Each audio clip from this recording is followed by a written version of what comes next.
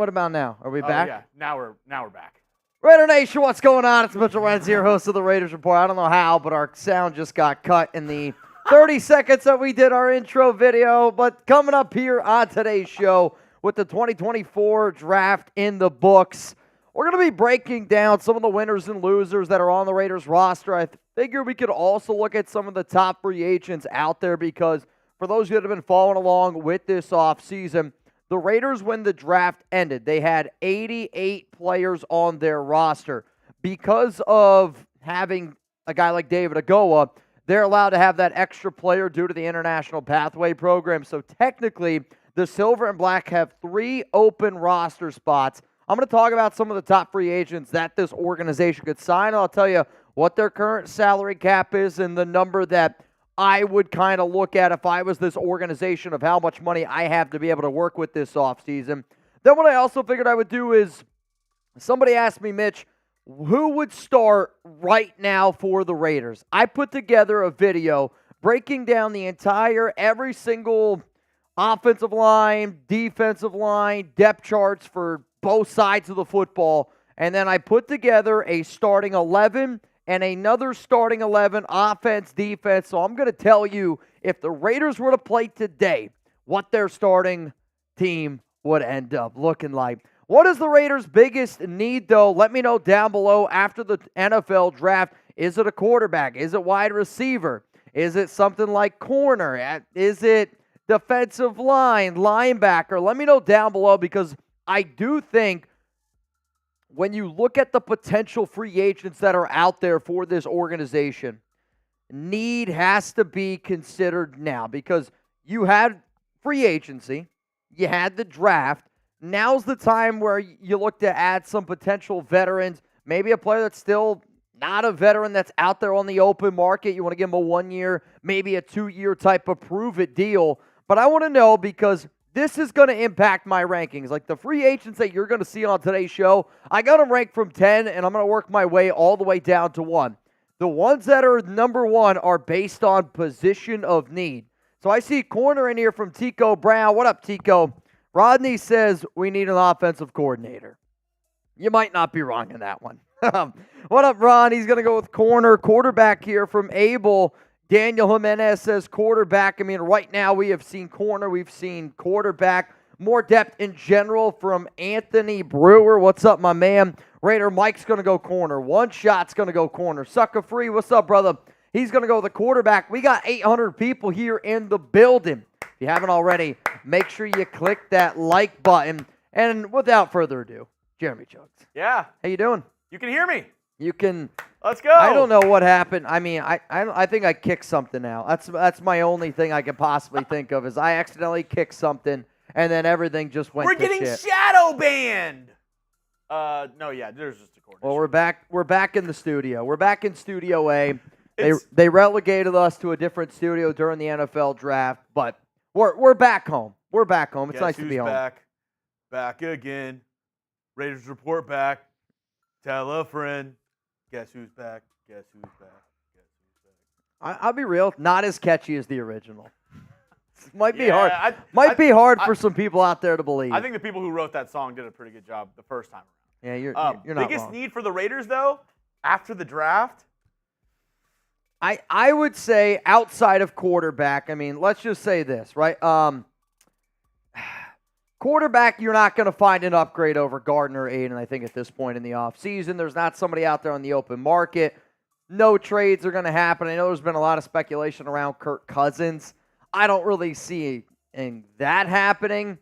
The only person that he's not even a free agent, he's retired, that I would say might be able to come back and help out this organization.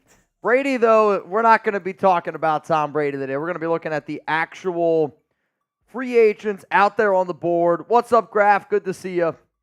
Good to see you. I think he's making fun of your rapping ability. What? Singing ability.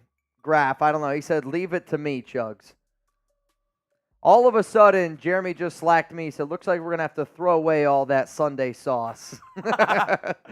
Any given Sunday. Any given Sunday. See? Any given Sunday. That was good, though. Black Orchid Wellness. All we need is players with heart. like AP. All I got to say is Graf better at making sauce than making beats. I don't know.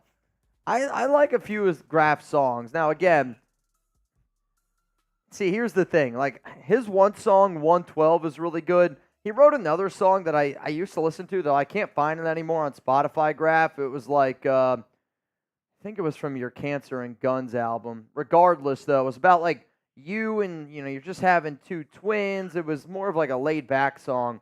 I liked his So Nation. The unfortunate part about that song is all the players that he was rapping about, they were quickly gone in that one. The sauce is good, though. I'm not going to take away, like Graf compared to Darren Waller and, like, their ability to make music, it's Graf and it's not close. Yeah. It's Graf and it's not close. But, yes, the Raiders need players that have the heart, and I actually think that it's one of the things that you saw this organization do with some of the players that they ended up drafting, even a few of the UDFAs that they ended up signing, it was just a very common note of guy loves football. Well, and it was interesting to see, because the draft is really telling, because you kind of, all these teams, it's kind of like playing poker, right? You're betting, everybody's kind of got their poker face on. The draft is that last card flips, everybody's card is on the table after that. Yep. Because then okay, they were thinking this, they needed this, they wanted this, they were prioritizing this. One of the things that I thought was very interesting that they didn't get until the very end of the draft was their confidence level in Zamir White. There was a lot of points where I was like, oh, they could go with this running back. Oh, there's a good point where they could get this running back. And they didn't. They waited until the very end to get like a scat back in Dylan Laube, which, nothing against Laube. I think he's good. He's not a fun back. He's not a 3-down back, though. I agree with that.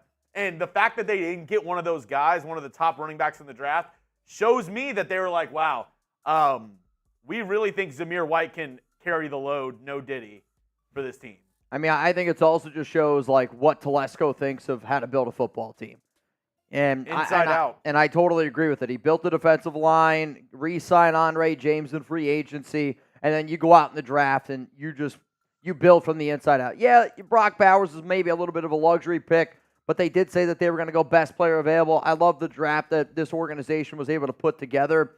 I'll also say that, you mentioned Zamir White. I think one of the other intriguing notes are the Raiders try to trade up into the top 3 for Jaden Daniels, which, again, that's not a surprise. But then after the first round, after those quarterbacks ended up going in the top 12, the Raiders never thought about taking a quarterback from there on out. So that told me they're only going to try to get somebody that they felt like was a legit franchise quarterback. After that, they were like, you know what? We're going to roll with Gardner. We're going to roll with Aiden. We're going to let them battle it out. I agree with that or I think that report is true to a degree.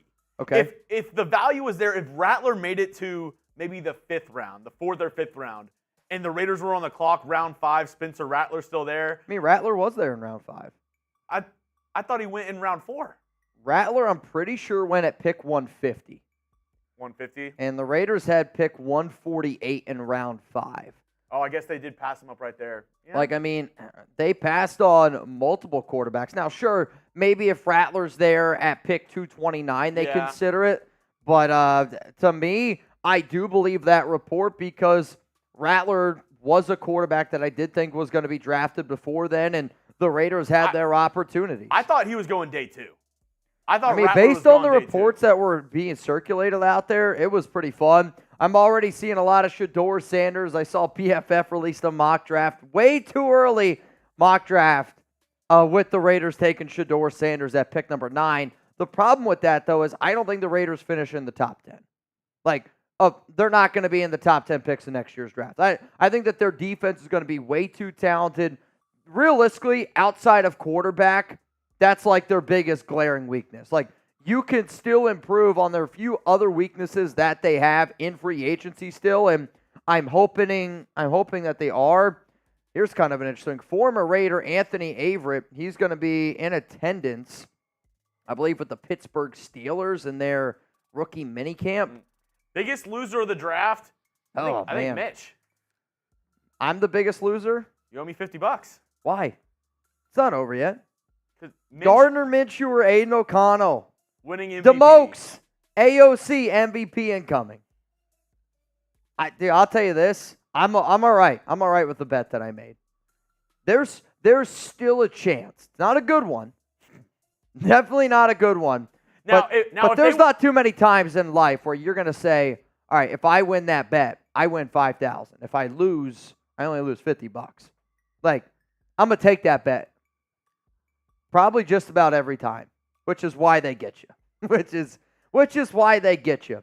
One of the segments, though, that we're going to be talking about here on today's show is some of the biggest winners and losers after the NFL draft, because we're sitting up here saying, hey, it was a great draft, and it was a really solid draft for the Silver and Black. Because of that, that means that there are players on our roster that now their jobs are at stake. Yeah. That makes them a loser. So who are some players that you think are a loser? Somebody that I did not put on the show, and you mentioned to me before we kind of got rolling here, you said Davante Adams was a loser. Davante Adams, loser. And it's kind of an interesting way to look at it, where I've done it like that before, where I've made losers like that. I didn't look at it like that. 2 off seasons in a row, Davante was begging for somebody. He said, give me Kirk Cousins, give me Jaden Daniels, Michael Penix, give me Aaron Rodgers, give me somebody. 2 years in a row. It's like he's like the girlfriend that's like hoping that he's going to get proposed to every single year, and it's like, not this year. Not this year. I mean, I'll also say Davante, in a certain degree, knew what he was signing up for. When he got traded here, they gave him a gigantic deal. Like, he got 5 years, $140 million. I mean, I want Davante Adams to have his dream quarterback. Let's not get that twisted. But I also don't feel bad for him making the money that he does. Like, I want to keep him on the roster. He obviously wants to win a Super Bowl. I don't think that the Raiders have a Super Bowl caliber team because they are short at the quarterback position. I think everywhere else they have a legit shot to. They have a Super Bowl roster. They just don't have a quarterback. At the end of the day, you're saying like, oh, Davante should have expected this, but when getting traded, I doubt that the Raiders came to him and were like, you know what? We're going to have a 4th-round quarterback be your starting quarterback. No, but I think also Davante understands that he thought Derek Carr was a lot better than what he was. And after playing with him for a season, he was like, oh, shit, like this isn't the DC that I remember back in Fresno. I think as soon as that light bulb turned on, it was, we got to hope for the best. Yeah, McDaniels kind of screwed the pooch there, and then this upcoming season. But you're hoping Gardner Minshew is just as good as like the better version of what Derek Carr was at times in 2021 and 2022.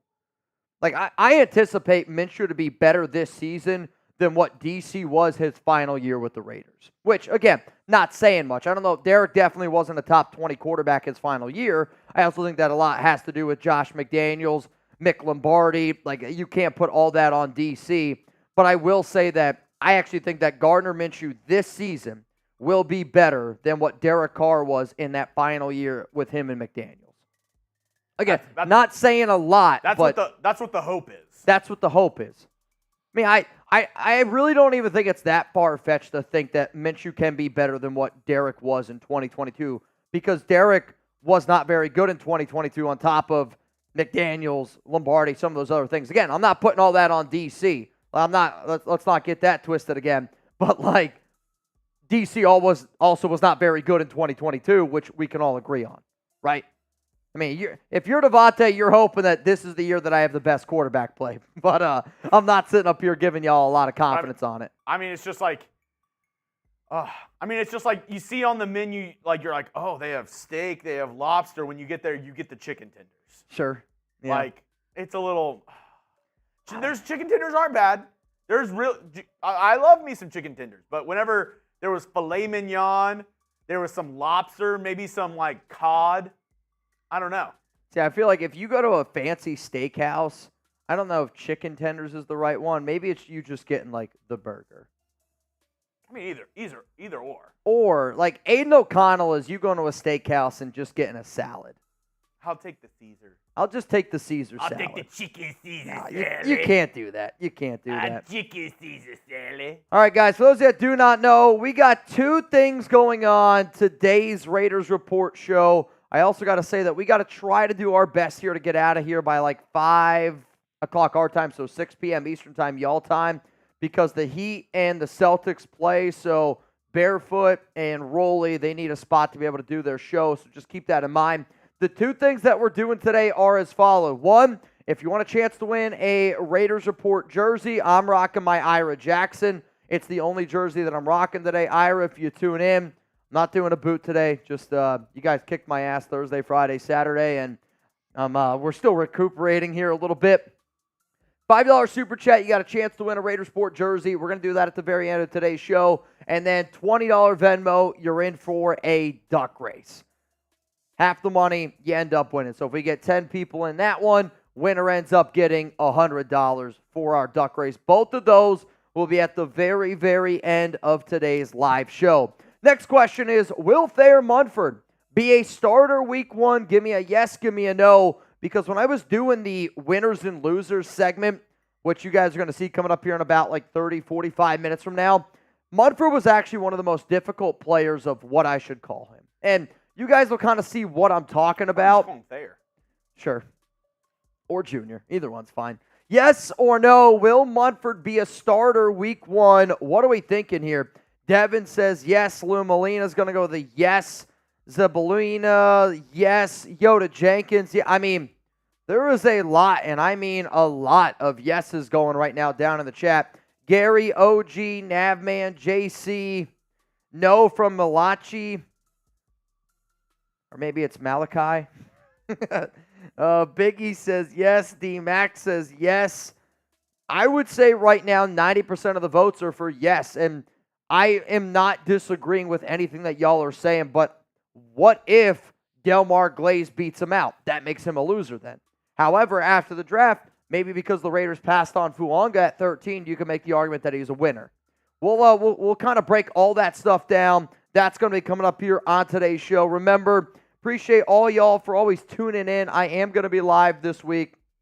Obviously, today, we're going to be live tomorrow at 4 p.m. Eastern time, and then I'll be live again on Thursday. No Friday show this week. Alex and I are moving, so I got to be able to take care of business there. All right, Chuggs, let's get into some of these free agent targets here on the Raiders Report. Rebel is the UDFA quarterback we signed. Good. I got no details on it. Well, Rebel, I would say this. You should go check out the video I put out Saturday night and on Sunday about Raiders UDFA tracker, Raiders UDFA grades. I kind of break down what I think about every prospect. Off the top of my head, I think they gave him $20,000 or $25,000. Then they gave him another $125,000 guaranteed. It's the son of Gus Bradley, former Raiders defensive coordinator, and he fits well into a Gus Bradley system. Fits well into a Gus Bradley system, which I'll admit I like the fact that a quarterback, his dad is an NFL defensive coordinator. You're hoping that he's able to see the field better. He might not have that ability to be able to execute plays at the NFL level. But at this point, if you're Carter Bradley, you're just hoping to make a practice squad. And because his dad has that background, I do think having somebody like that, probably not a bad practice quarterback to have. Yeah. If you have a little bit more insight on what the defense is thinking. And then TDZ says, that don't mean nothing. That don't mean nothing. Well, maybe today's show means something. We're going to be looking at some free agent targets here by the Silver and Black. And I do want to say some people that just got in here real quick for our duck race, so please give me a minute. People in for the duck race are as followed. 93 Navman. Not going to lie, not a big surprise there. Jamari Murray. Also, not a very big surprise there. Noah Santana. Not really a very big surprise there. So right now we got 3 people in. If we did the race right now, winner would go home with $30. $20 Venmo to get in. $5 Super Chat. You're in for a Raiders Report raffle. Venom Sosa? What's up? Venom Sosa, what is up, my brother from another mother? We got 1,400 people here in the chat. If you haven't already, click that like button. I was going to start the show, but we only have 272 likes. 420. We got to get to 420. We got to get to 420. We got to get to 420. Do it for the memes. If you haven't liked the video, go down and hit that thumbs up icon. Let me know who's liked the video. Type me if you've already liked the video so I can give you a quick shout out. Rich Cruz in Vegas. What up, Rich? As Graf would say, go ahead and wipe those feet. That's the whitest wipe those feet I've ever heard. Come on, guys, wipe those feet. What would Wasteds be? Wipe your feet, please. If you could please wipe your feet, that would be very respectable. Holy shit. Wasted's gonna watch this probably a month from now. And he's not gonna be very happy. Not gonna be very happy. What up, Ricardo? Celtic, you in. Right now, Celtic, you would win. I want another chance at this Celtic Raider jersey. Can I get a Raiders? Celtic, if you win, I will get a Celtics jersey, and I'll just put Raider on it. I think that would be pretty iconic, man. It would be one of a kind that I'd have on here. It would be one of a kind that I got on here. Sancho, Pigs Pie, Brandon Martinez. Lakai Sin says, what's up, Free Fly? Lakai Sin says, Wasted says, tell a friend to tell a friend. Tell a friend to tell a friend. Wasted always seems like that. Also seems like that guy who's like, you know, Lucy, his grandfather, his name is Rickard, and we were best friends back in the day. Holy crap! I will say this: being able to do impersonations is not easy. You're really good at them. Like, I'm telling you what. I thought I was sitting right next to Wasted right now. It is kind of wild. What the hell? What the hell is that? OG, hear me out. I love when these go like this. Hear me out on this. Since the Saints got Spencer, should the Raiders give Saints a call for Derek Carr? He was not the reason for the Raiders' demise. No, I don't think he was the reason for the Raiders' demise, but he also wasn't the reason for any. It wasn't the reason why the Raiders won or didn't win anything. So I think at this point, I'd be a lot happier just having Gardner Minshew on his current contract. Minshew this season is going to cost $7 million against the cap. I don't know what Derek Carr's cap hit is, but I'm not going to say it's anywhere close to that. And even if DC's cap hit is, let's say, $30 million, right? That means you're going to have to trade something to go get him, which New Orleans, they're probably going to ask for a third-round pick at the absolute least. At least that's what I would do because, again, that'd be the Raiders going out and trading for him. And now you got to pay him all that money. I don't really think that Derek Carr makes you that much better than what Gardner Minshew makes you right now. They're actually not that different to me. So I don't know what's going on. I just sneezed and everybody freaked out there. Yeah, it's probably because of how you sneezed, if I had to guess. Your sneeze right there would have been like if I would have started this show as, Raider Nation, what's going on? It's Mitchell Renz here, host of the Raiders Report. True. Sounds about right. I mean, that's basically what it was. Tico Brown. Like, when you sneeze, you don't even try. It's kind of like your sneeze is like kind of Allie's first month here working. Like, that burp to that sneeze, the exact same thing. Everybody in the comments knows. Shit, I actually thought she was here. Everybody in the comment section knows exactly what you're talking about. Nobody does. I thought she was right there, but I realized that that's just the jersey. Yeah. What up, Tico? She does look like a jersey. I guess. Some people do. Out in New Jersey. Tico, you in? Frank, you in? Can you imagine Raiders defense with Dallas Turner round 1 and Peyton Wilson in round 3 flanking Spillane? I mean, I'll say this, though. The reason why Peyton Wilson ended up falling was dude doesn't have an ACL in one of his knees. So you're literally playing without an ACL. It's not that he doesn't have one. It's not like he can repop it. That's putting a lot more stress on his LCL, MCL, meniscus, patella. ACL-less. Yeah, none. Doesn't have it. ACL-less. He doesn't have any. So, like, I actually understand the Raiders passing on a player that does not have an ACL. I know at the time of the draft, I was like, I want Peyton Wilson, but then some of that medical information started to come out. So you're dodging a player that I don't know how long Peyton can end up making it in the NFL.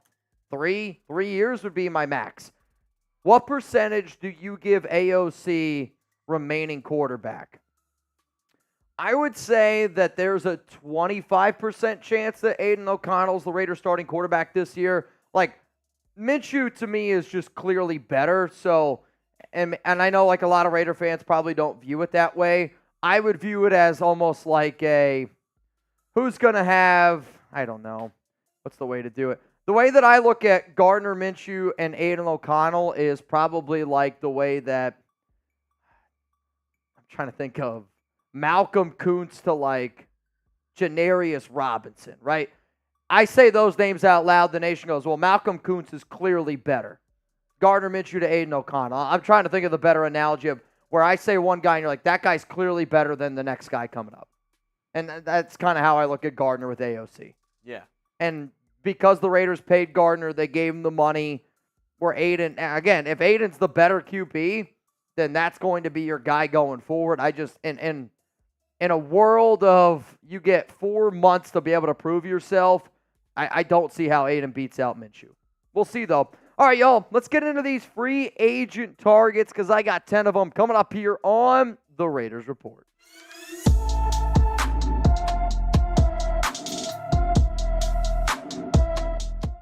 Raider Nation, what's going on? It's Mitchell Renz here, host of the Raiders Report, and coming up on today's show, we're going to be looking at the top 10 NFL free agents. I want Antonio Pierce and Tom Telesco to pick up the phone, try to give them a call, see if they'll join the Silver and Black after the 2024 NFL Draft. If you're wondering, Mitch, well, what are the Raiders at salary cap now that the draft is in the books? As it stands right now, the Silver and Black are at $18.6 million. Again, this is a projection. This is after the 8 players that they drafted. Also, it's important to note that the Silver and Black, they're going to get an extra $24.1 million after June 1st because of the Jimmy Garoppolo post-June 1st cut designation. And the Silver and Black have 3 open roster spots. You got 88 players on your team, but because they have David Agoa, the International Pathway Program player, right now the Raiders are allowed to sign 3 players to their current roster. When you look at the picks that they had in the 2024 NFL Draft class, this team decided to go offense early. They went best player available in Brock Bowers, Jackson Powers-Johnson.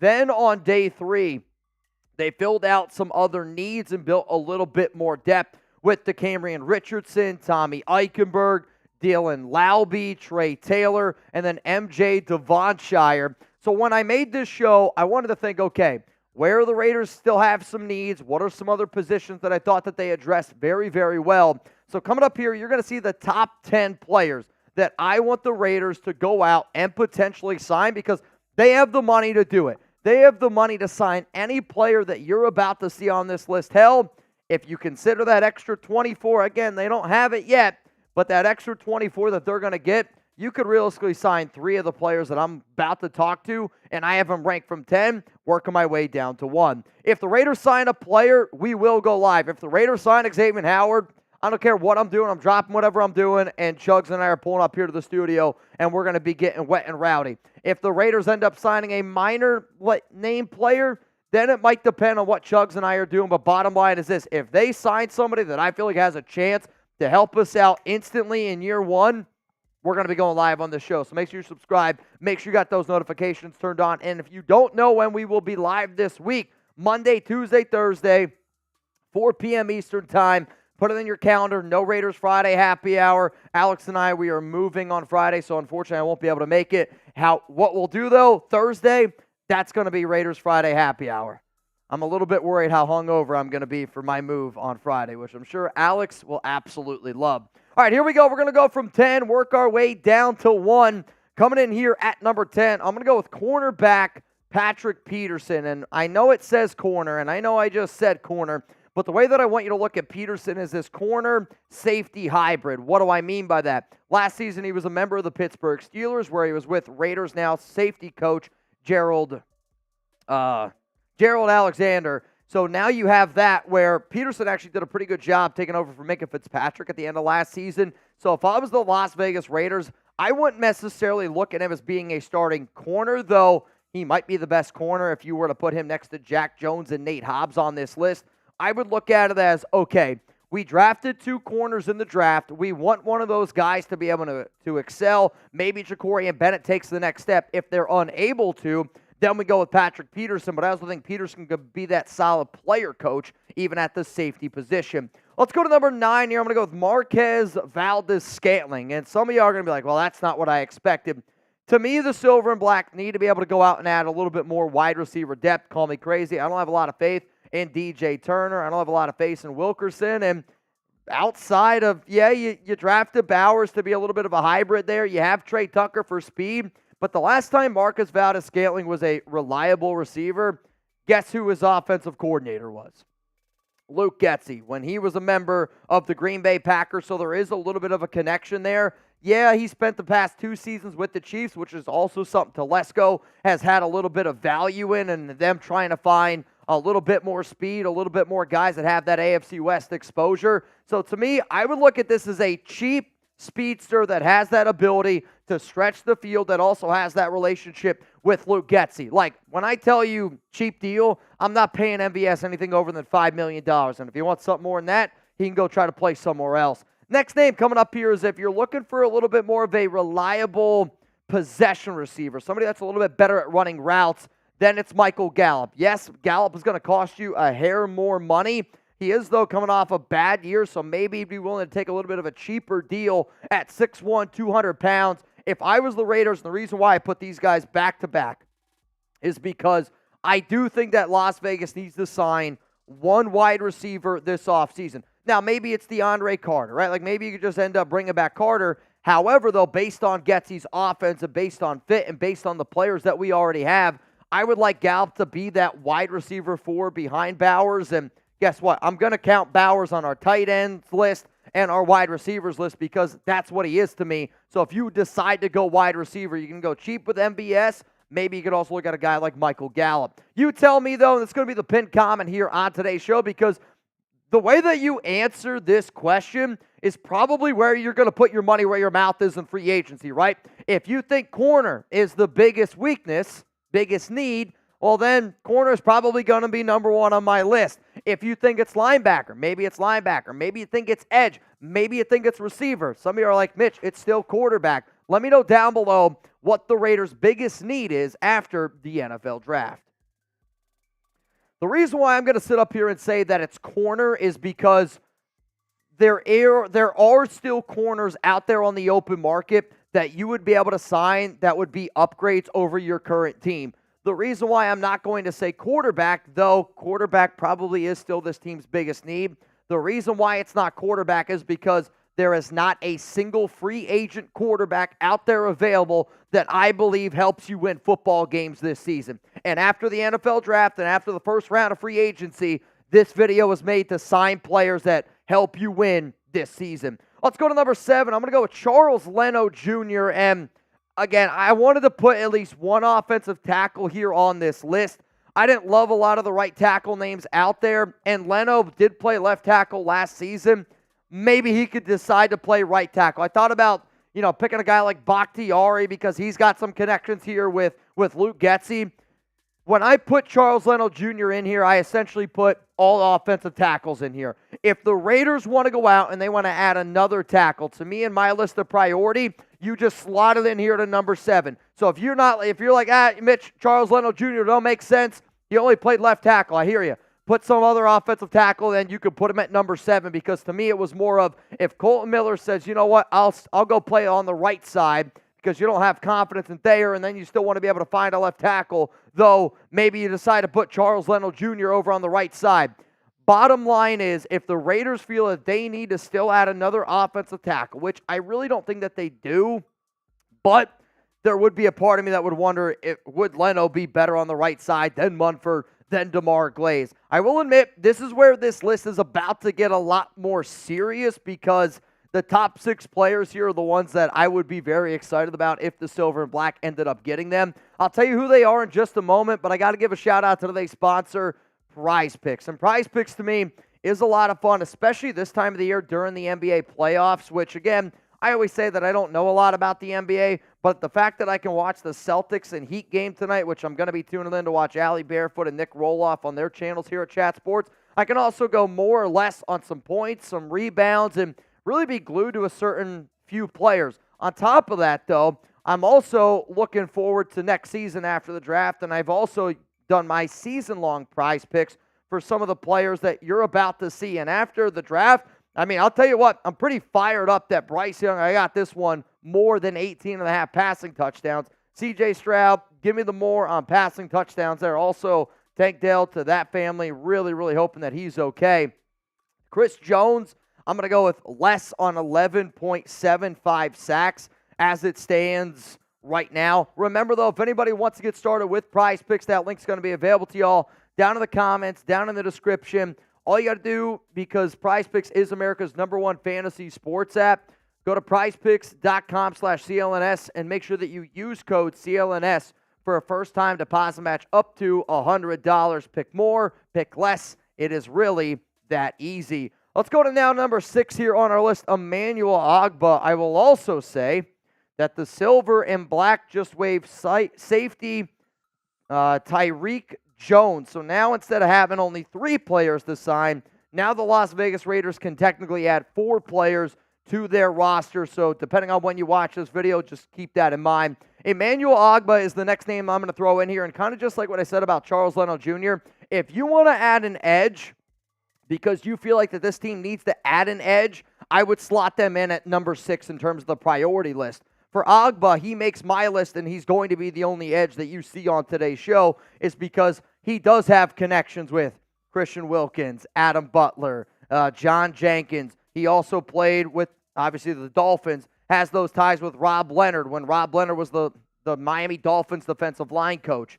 And I always look at edges as being, maybe you can never have too many guys that can get after the quarterback. We'll still wait and see if the silver and black decide to move on from a guy like Janarius Robinson after his incident this offseason. But because you can never have too many edge rushers, Ogbah, even if you had to give him like $7-8 million per year, the Raiders have the financial flexibility in order to do that. So one of the things that I would look at is potentially signing a guy like Ogbah. Let's go to number 5 here. It's Justin Simmons at safety. If the Raiders want to sign a safety, the only safety that I am considering is Justin Simmons. Now, why am I saying that? It's because if you wanted to go with a 3-safety look, Trevon Merrick, Marcus Epps, and Justin Simmons, let's say the silver and black strike out on trying to find another corner, which we're about to talk about a lot of corners coming up here on the show, which is where I want the Raiders to go. But if you miss on some of those corners and you're like, you know what?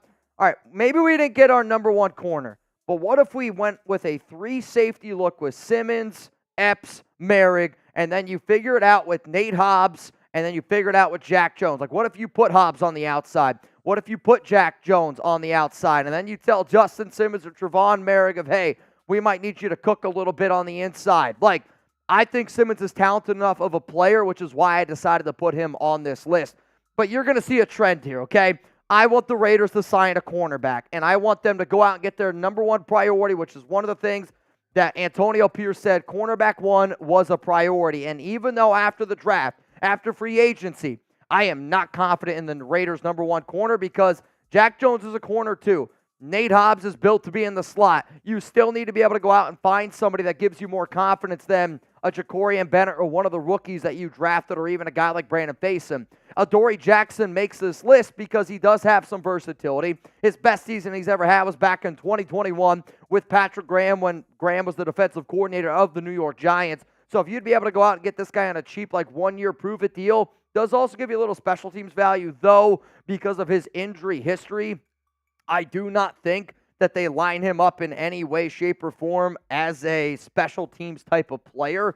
So if you could add Adoree Jackson, I would have more confidence in Jackson than Ja'Cory Bennett. And because of some of the other players that we drafted, I know Jackson has battled a lot of injuries. You sign him, and if he gets hurt, then you're hoping that your depth can take over a little bit. If he doesn't get hurt, it's a 1-year cheap deal, and I think that you're really, really going to like what Jackson can bring to this team. Before I get into my top 3, remember, I want you to interact with Jeremy Chuggs and I on social media. I'm at Mitchell Renz 365 everywhere. Jeremy's at Jeremy Chuggs on Twitter and at Jeremy_Chuggs on Instagram. Both of our links are available to you guys down in the description of today's show. Let's go to number 3 here. It's Steven Nelson. little bit more of a veteran corner, like age 30, 31 years old. And if you don't want to take the risk on somebody like Jackson because of the injuries, you want to go with somebody that's, a little bit safer in terms of going to be out there, going to be able to go out there and compete. And again, I get it. It's the NFL. Anybody can get hurt. But this guy's played basically 15, 16 games for the past 5 seasons. The past 3 seasons has played over 1,000 snaps, has played in multiple different defensive schemes, 63 tackles, 4 INTs last season. Could be a physical player.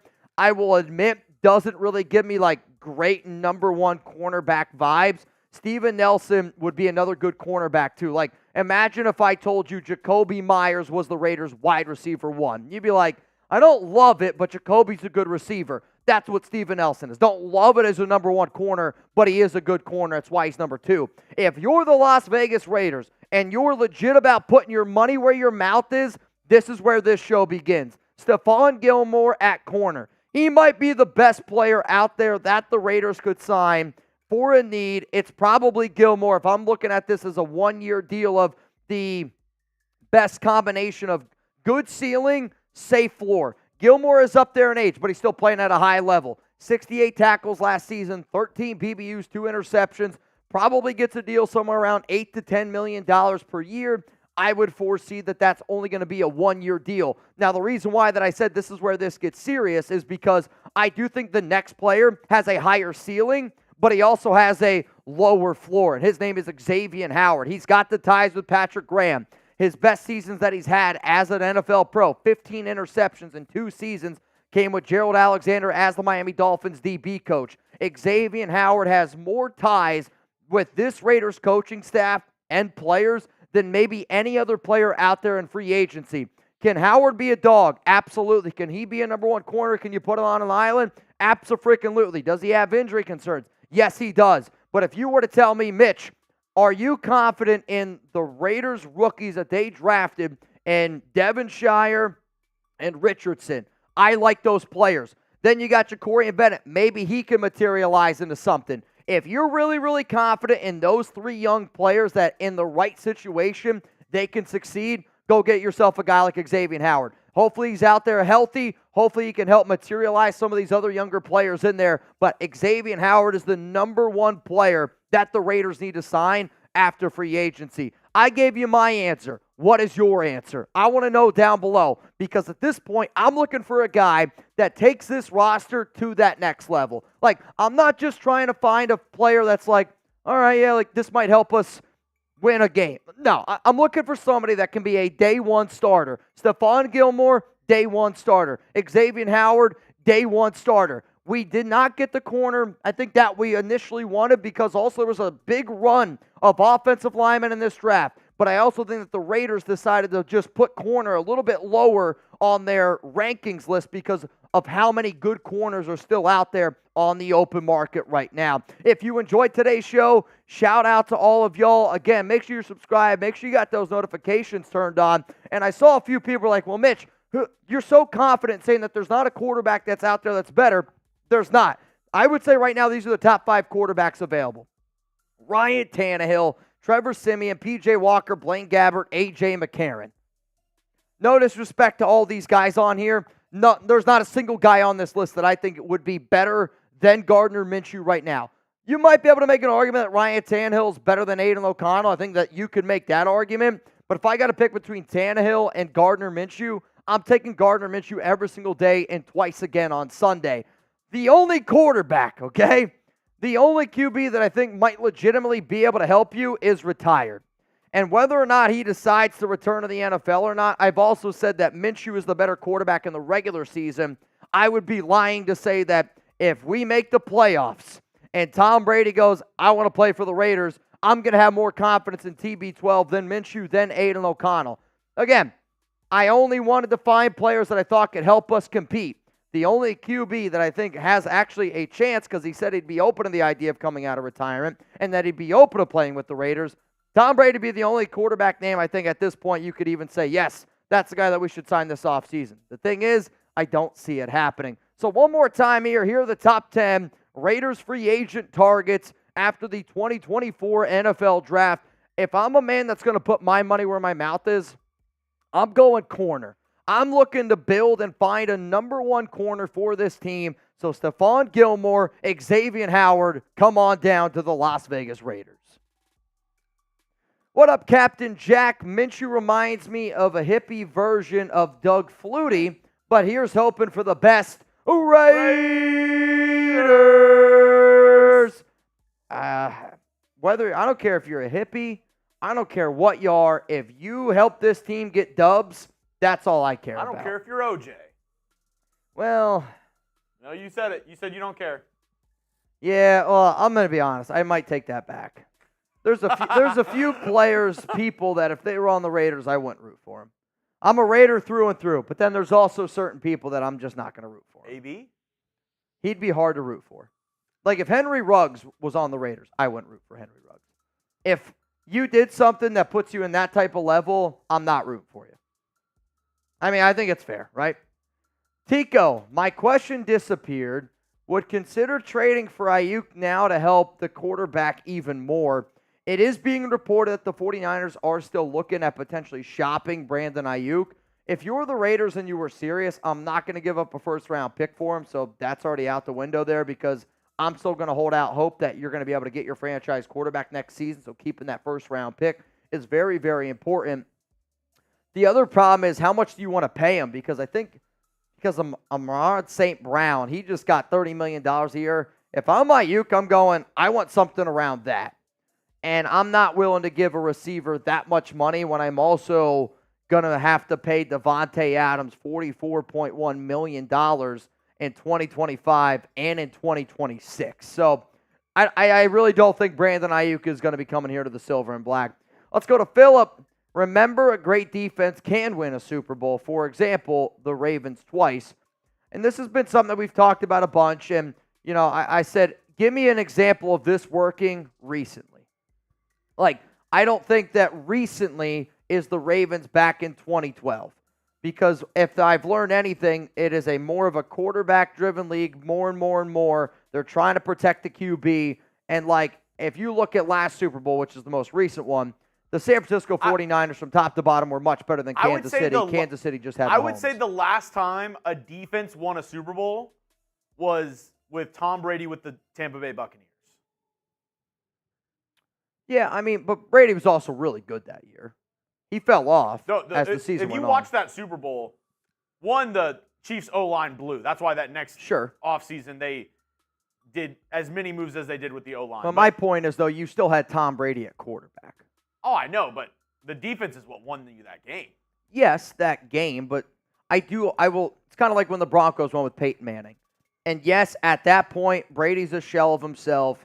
Manning's a shell of himself. But I do think in those big-time situational games, if you have a guy like Manning or Tom Brady in your huddle, in that type of game, even if they're not playing at a high level, that does give you an advantage. Like, and that's one of the reasons why, like, again, no disrespect to AOC, no disrespect to Gardner Minshew, it's why I would take Brady if we made the playoffs. Because if you're in that huddle, it's kind of hard to say that there's anybody I'd rather be staring at me in the eyes than Tom Brady. I mean, Brady went 21 of 29 for 200 yards.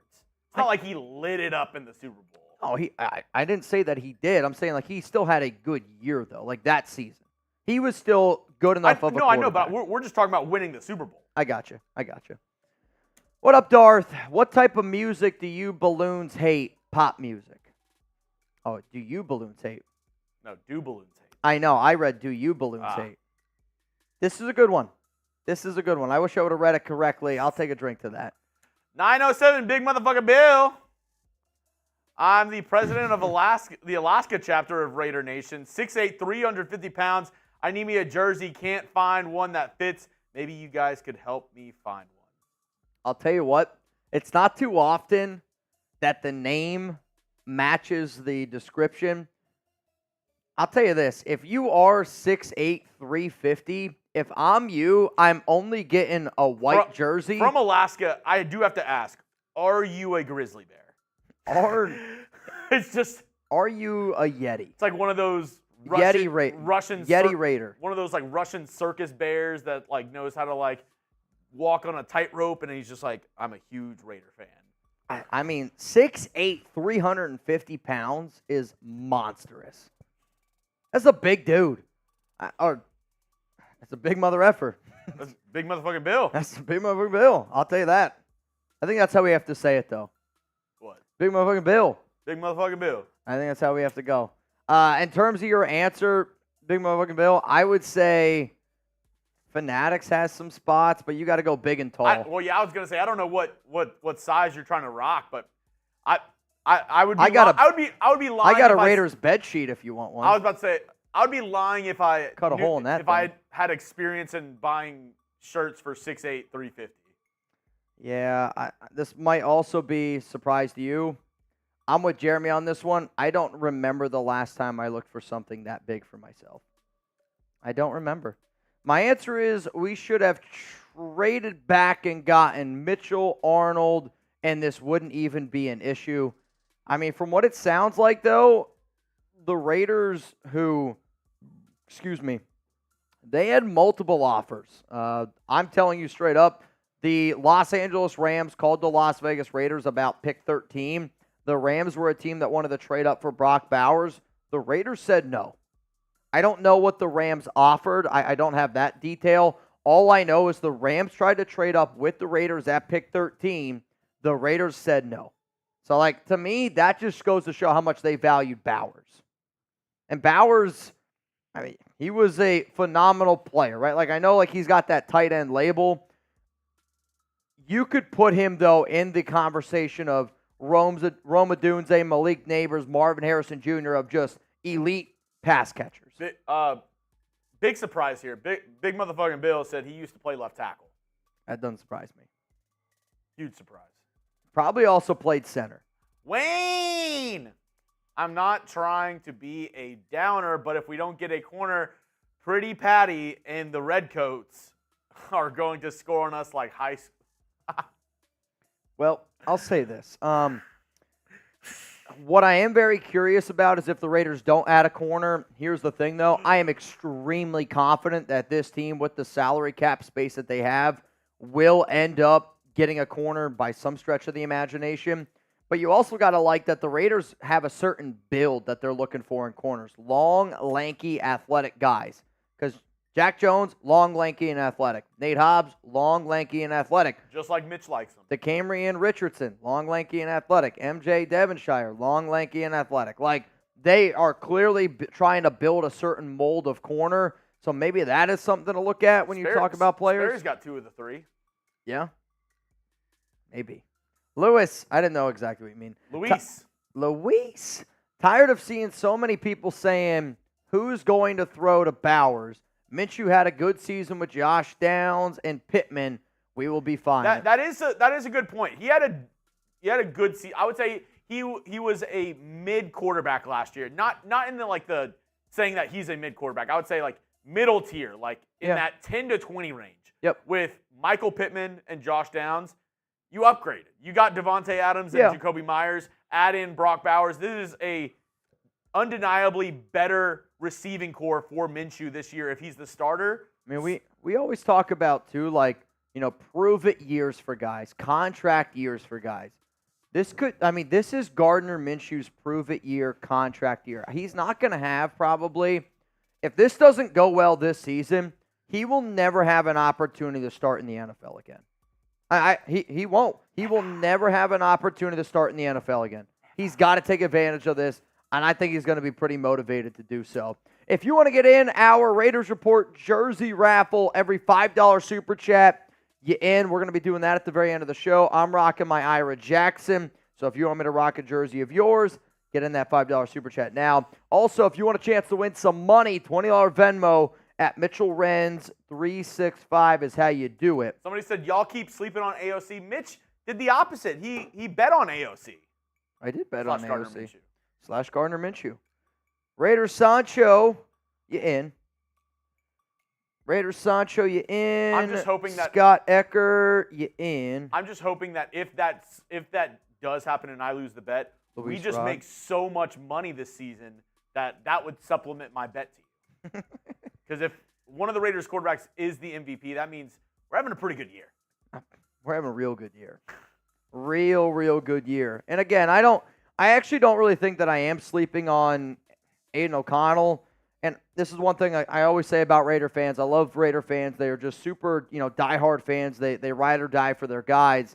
But like the challenge that I have with Aidan is he doesn't do anything good.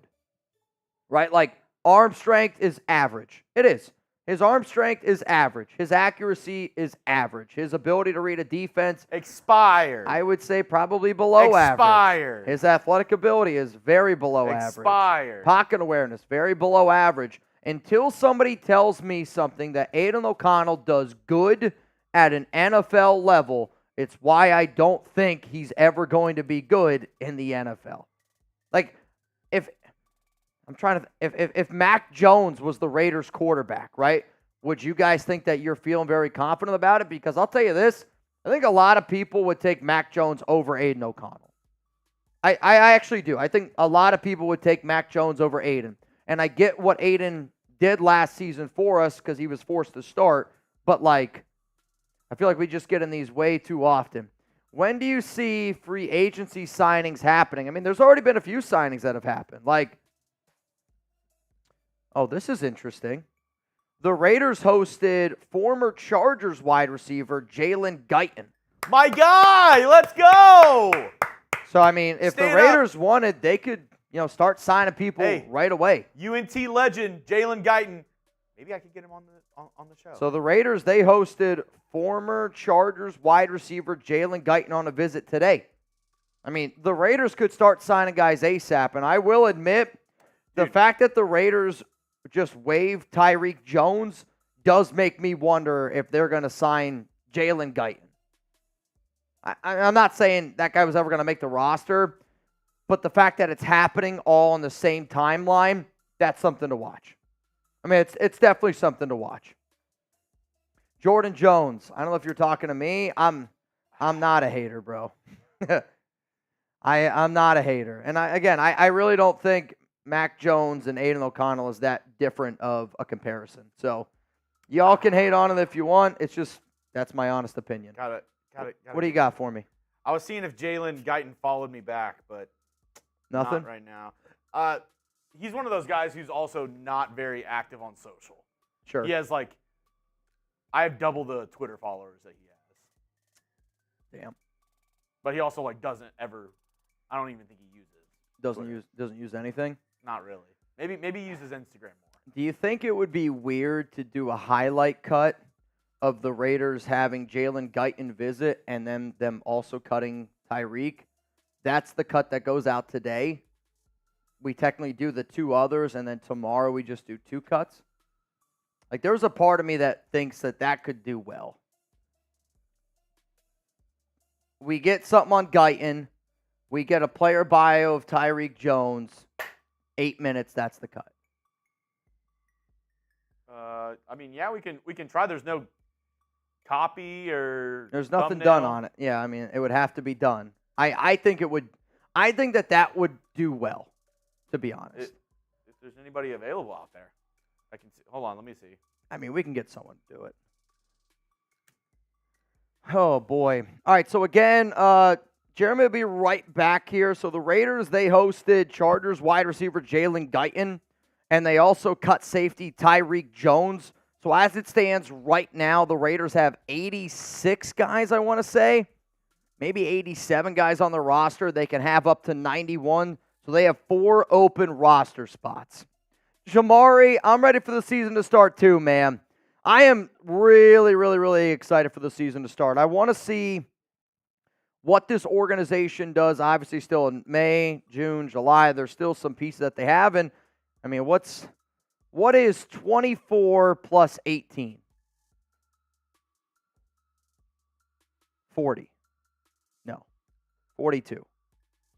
So you're going to have somewhere around $42 million to spend this offseason. So you only have 18.6 now, but you're going to get another 24. Tyreek Jones, Tyreque Jones. Yep. Tyreque Jones.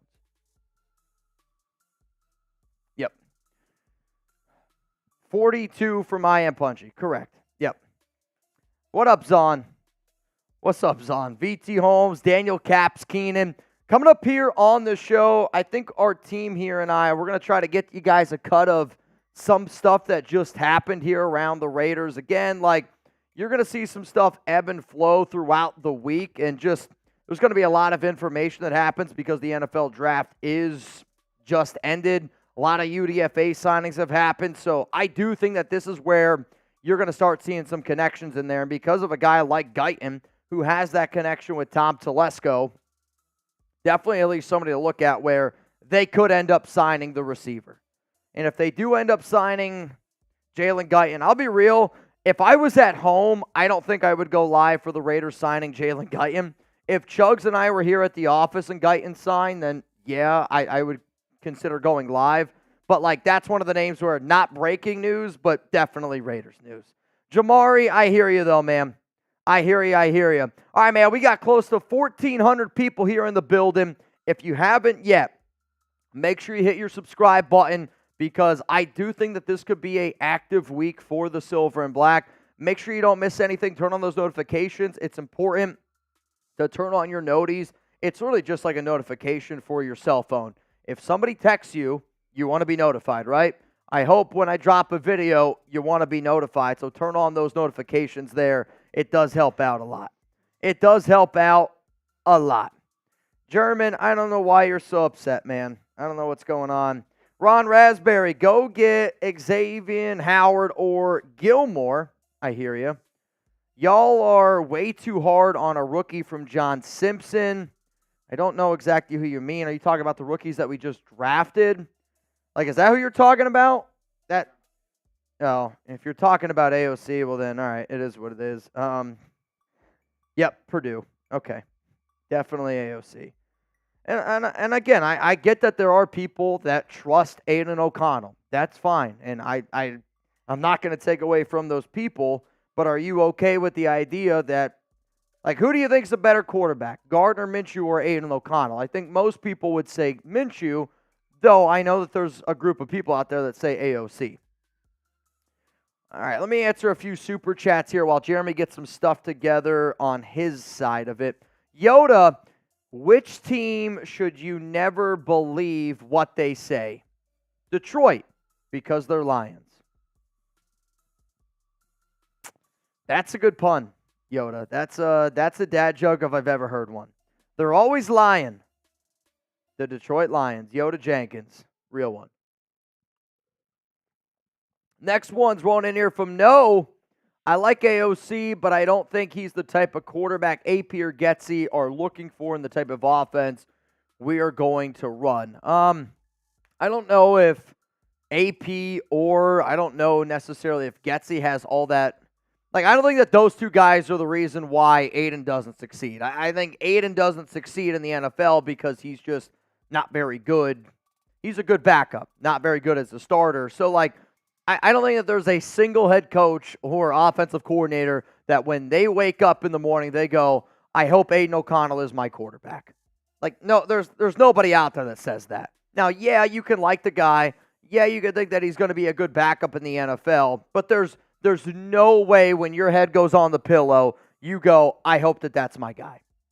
He's somebody that you just deal with it in that situation, right? Like, he's the guy where you don't want to get your kid a really nice car because it's the first time that they're learning how to drive. So you just get them something that gets them to point A to point B. Aidan O'Connell might be your point A to point B for this season. And maybe that's good enough to get it done. Though, by you signing Gardner Minshew and by you being okay with trying to trade up into the top 3 for a quarterback in this year's draft also tells me that you know that you're not very confident in AOC. Next one, rolling in here from 907, Big Motherfucking Bill. I was All-American out of high school, played with Drew Bledsoe, was right tackle in the All-American game. If the Raiders need me, shit, I'll play for free. I'll tell you this, I don't doubt anything that you just said. At 6'8", 350, Chuggs also said, you don't want to play for free. I think you at least take the vet min. Take the vet min, get yourself something nice. And I get it. Like, I love the Raiders. I'm not doing anything for free, right? Neither should you. The Raiders have the money. Let them pay you. This one's kind of wild. David Vergara. Bang! First time banging. Love the content. Shout out to Mitch and Chuggs. And as usual, shout out to all the veterans out there. Can I get a Raiders? What's up, David? If you want to shout out here on the Raiders Report, can I get some Davids down below for his first bang? David's first bang here on the Raiders Report. David Zahn says, David, from one to another, salute to you, good sir. Matthew Y, what is up? Tanner Edge 907, what up, Nab man? I see Anthony Marigil. Shout out to Fern. Ron Raspberry showing love to David Vergara and his first bang here on the Raiders Report. Adam Billings, Jacob Serb, what up, Grohl? Appreciate all of y'all. Tanner Edge showing love. Black Lion Supreme, Jurassic Raider, Die Hard Raider Fan 365, Yoda Jenkins, Don Mata, all showing love. I also want to give a shout out here to some people that are in our duck race. Guillermo, you are in Guillermo, which right now means $20 Venmo. You'd have the chance to win $80 on top of that. Remember, every person that sends in a $5 super chat or higher, you're in to win a Raiders Report jersey. I'm rocking my Ira Jackson right now. We will do a duck race at the very, very end of today's show. David Vergara, salute to you, my man. Let's go to the next one rolling in here on the show. It's from Raider831. Everything will fall in place. We heading in the right direction. I do think that the Raiders are heading in the right direction. I think a lot of people that are watching the show understand that the Raiders are heading in the right direction. It's why I'm not as crazy as what I was before free agency on the Raiders need to find a quarterback. The Raiders need to find themselves a quarterback. I still will admit that I'm not happy that we are going into the season with either Minshew or Aidan O'Connell as our quarterback. I'll admit that. But I'll also say that you got to be able to give Telesco and AP their flowers on having a good free agency that's not done yet, because you're going to have close to $42 million to spend this offseason, which that can be at least 3 big free agents at the absolute least, maybe even 4, because you have 4 open roster spots right now. I think on top of that, you got Christian Wilkins. You built your trenches, which I also can't be mad at Telesco and AP for doing the one thing that I always preach every single year of, we need to build in the trenches. It doesn't matter unless you're winning up front. Telesco invested up front on both the offense and defensive side of the football. I think we have a Super Bowl caliber defense if we can add another corner. We need a corner. Right now, our defense, I want to say, is between 5 and 10. Right now, our defense is between definitely top 10, but top 10 to top 5. You get a legit corner like an Xavien Howard or Stephon Gilmore, I think that's when you can easily say we're a top 5 defense in the National Football League. We got the up front. We just got to get the secondary. You make my 1-hour drive home the shit. Ken, I appreciate that, man. Believe it or not, you guys make my last 2-3 hours here at work also very, very fun. Brian, why wear your jersey backwards, and who starts at running back? One, you're right. If you're out in public, I don't really recommend wearing your jersey backwards. I wear it backwards because, I guess 2 reasons. One, I don't really care what I look like, and I feel like I've just gotten to a point now where you guys see me live so many times that it's kind of like I'm almost just at home, and it's kind of hard to embarrass me. I also do it because this show is about the nation, and even though I look like an ass with the jersey on backwards, again, I don't really give a shit. I want people to know the people that rock with me, the people that support this show, and to me, if that means I got to look like an ass for a few hours a day, it's all good. You are what you eat. But it's also the fact that I want you guys to look and see the people of who is rocking with me. It's not always about the name on the front. It's about the name on the back. And in this case, it is about the name on the front. So shout out to Ira Jackson and the people that support this show. Who starts at running back? Zamir White. Def, thanks Mitch and Chuggs for the great offseason and draft coverage and keeping my daily Raider fever alive. Let's go get Howard. I think a lot of people watching the show right now want X to be a part of the silver and black. And I hope that you enjoy the content that we provide in May, June, and July. I know that the offseason is here, and a lot of people take breaks in the offseason. I'm not going to be one of those people. You're going to get a video on this channel every single day this offseason. And guess what? Next year, same exact thing. You're going to get a video every single day. We're also going to be live at least 3 times a week. Just because the offseason is here doesn't mean that the content stops on the Raiders Report. And that's, if you guys are going to bring commitment to excellence every day, and I want you guys to bring commitment to excellence every day, then I got to, in myself, say, I can't expect something from you and also not try to deliver on my end, which there's going to be days where Chuggs and I have good shows. There's going to be days where some of y'all are probably like, you know what? That show wasn't as good as what it was on Monday or Tuesday. I get it. But what I do need and what I do want, same thing that you guys do, is just a place that I can come every day, talk a little Raiders football. Interact with people that, you know what, maybe I've never met face-to-face, but it's amazing to me of how well you get to know people through a chat. It's really, really, really cool, man. Scotty, do we still get the money after we cut Jimmy? The Raiders will get $24.07 million June 2nd. So something to keep in mind. All right, the Raiders have made one roster move and had a receiver come in for a visit. We're going to talk about that. We're going to break that down right now here on the Raiders Report. Sponsor PrizePicks. PrizePicks sounds good. Coming up, let's get into the latest here around the Las Vegas Raiders. Again, they had a receiver come in on a visit, and they ended up cutting a player while we were live. So we're going to break all that down and tell you everything that you need to know around the Las Vegas Raiders. You good? You guys good? Let's get into this right now. Raider Nation, what's going on? It's Mitchell Renz, your host of the Raiders Report. And coming up here on today's show, the Las Vegas Raiders cut one player and had a wide receiver in on a visit. So I said, shit, let's talk about it. Because this is exactly why you subscribe to the Raiders Report. I know that the NFL Draft is in the books. I know that we broke down all the UDFA signings. There's not many people that are still making content in the offseason. And if there's one thing I can promise you, I will keep you up to date on all things going on around the Raiders in May, June, July. You will get a video on this channel every single day during the offseason, so make sure you subscribe so you don't miss it. So the Silver and Black, they decided to move on from Tyreek Jones. They ended up cutting him literally like an hour ago as I'm sitting up here breaking this all down. He was a safety for the Silver and Black and really was only on our practice squad. Nobody really thought that Jones was going to end up making the 53-man roster, so this probably doesn't come as much as a surprise, especially with the Raiders signing a few safeties at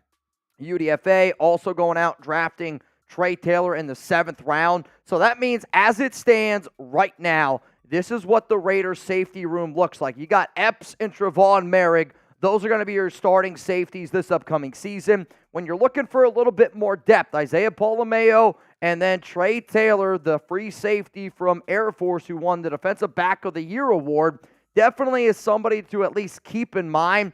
Jaden Grant, Chris Smith are probably the two on the back end of this. One of the players that I talked about live on the Raiders Report was Justin Simmons, and I said, if the Raiders want to sign a safety because maybe they're not confident in their ability to go out and find another corner, I want the Raiders to sign an Xavien Howard, a Stephon Gilmore. To me, finding that number one corner is very important. If for whatever reason you're unable to do that and you're confident in the ability of Nate Hobbs to play on the outside and Jack Jones to play on the outside, and then you're going to go with this like rotation of 3 safeties between Justin Simmons, a guy like Merrick, a dude like Marcus Epps, could you potentially do that if you believe in AP and Patrick Graham? So that's why you see Justin Simmons here. But the other thing that you got to think about for the Raiders is after the draft, and with the International Pathway Program player that they have in David Agoa, they have the ability to sign 4 players now this offseason. So you have the ability to sign 4 players this offseason to be able to add to your roster. You got the money. You got about $18.6 million to do so. Plus, you're going to get another $24.07 million. So about $42 million you're going to have to play around with this offseason. Now, again, you're not going to get that $24.1. That's the Jimmy Garoppolo money. You're not going to get that until after June 1st. Just something to keep in mind. If you're like, Mitch, could we potentially sign another safety?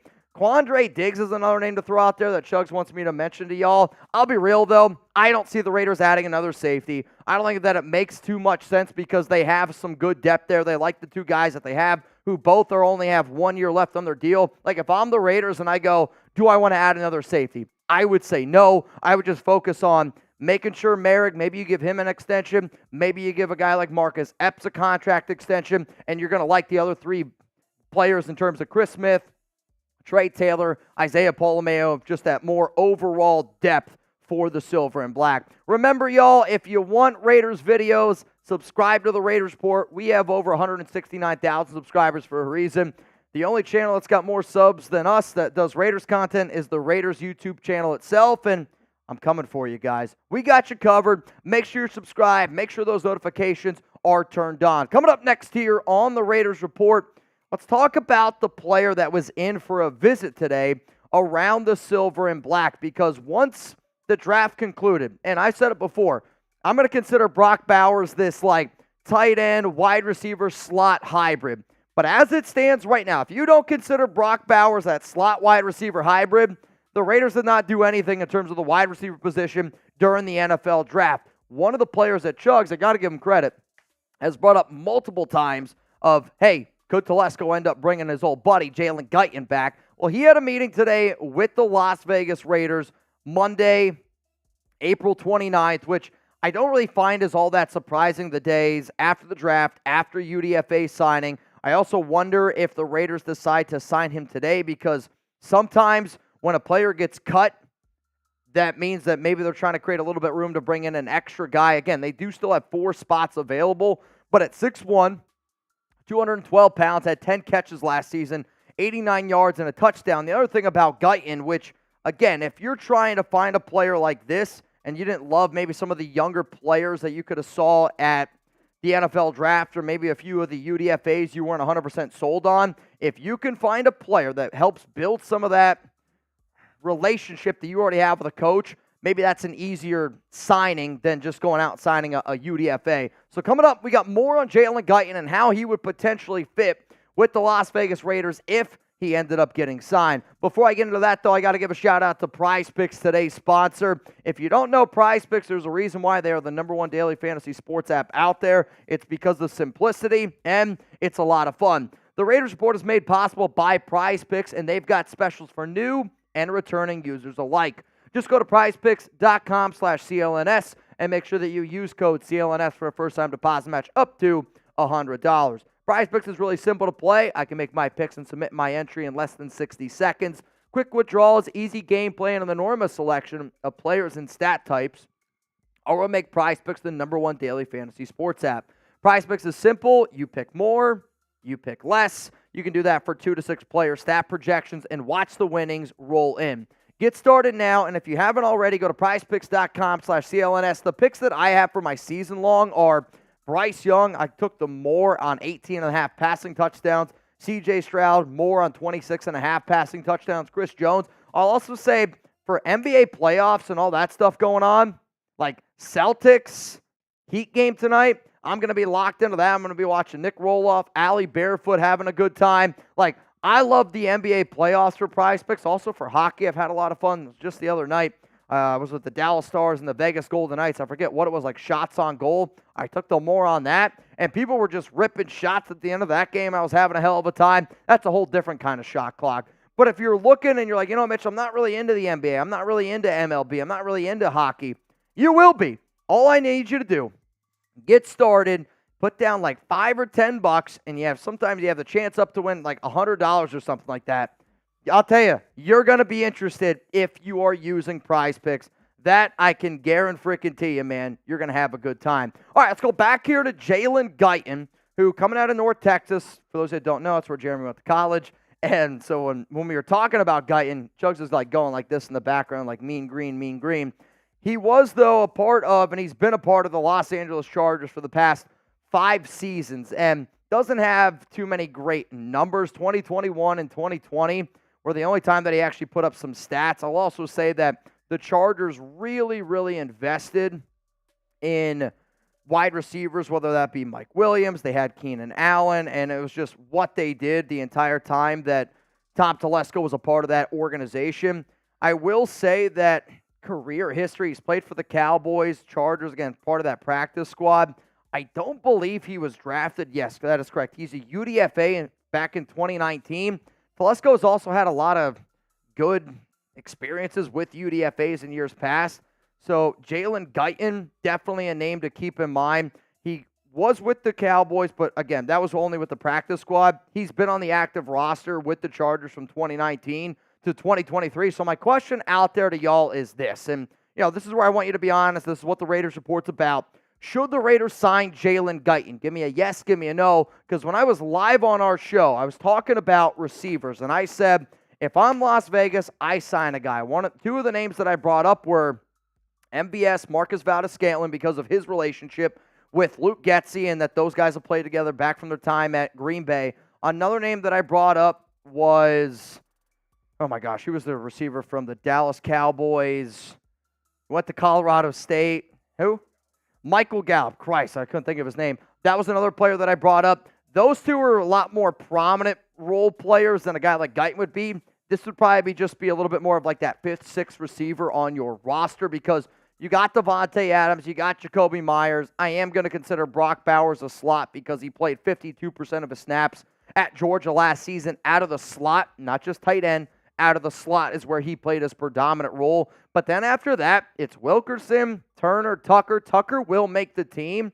Outside of that, if you got Guyton, Guyton's going to battle it out with Wilkerson, Turner, Foreman, Keaton, and Griffin. I also think that Jalen Guyton could be a name very similar to the way that we looked at Wilkerson as a McDaniels guy, knows the system, knows the regime, maybe knows to expect a little bit. So just somebody that you could look at and be that wide receiver 5, wide receiver 6 role. If you haven't already interacted with Jeremy Chuggs and I, we are on Instagram and on Twitter. I know we do a lot of different crazy things on this show live. I will admit the easiest way to get in contact with Chuggs is both on IG and on Twitter, so make sure you give him a follow. That way it's easy for him to find you in case, I don't know, you win a Raiders Report jersey. At Jeremy Chuggs on Twitter, at Jeremy_Chuggs on IG. I'm at Mitchell Renz 365 everywhere. So that's basically all we got on tap for you guys today on the Raiders Report. Again, they decided to move on from Tyreek Jones, cutting him, which now means they have 4 open roster spots, and I wanted to make this video here because the Raiders had a visit from a receiver, Jalen Guyton, who also has some of those previous ties from his time playing with the Chargers in the AFC West, which is something that this team has been looking for. A receiver is a position that they need in terms of depth. And then on top of that, with Tom Telesco, it would not surprise me at all if the Raiders signed Jalen Guyton probably in the next 24 to 48 hours. Brian Hartman, do you miss Josh McDaniels? Not even a little bit, Brian. Not even a little bit. I would say I miss Josh McDaniels the way someone would miss diarrhea. Putting a rat trap between their legs. Yep. If you've ever woke up and you're like, man, I hope I have diarrhea today. That's the same as me being like, man, I hope Josh McDaniels is our head coach again. Facts. It's not gonna. It's never crossed my mind. Varum, which I don't know. Varum. I will say this is a German word, which means why. But why? As time goes on, I'm more and more happy with our first pick. If he pans out, he could help carry our bridge quarterbacks early, mid playoffs until we get an upgrade. Also, how did you get into sports broadcasting? Well, I got into sports broadcasting because I made a podcast in my dad's attic. That's the honest truth. That's how I started doing it, and luckily, I learned how to grow my brand. It wasn't easy, but the first 3 years that I did it, I shouldn't say I didn't make any money. First 3 years that I did it, I probably made $200 in the 3 years that I did it. Was not easy, but you got to learn the back end of it before you can really take it serious, and I wanted to invest more of my time in it.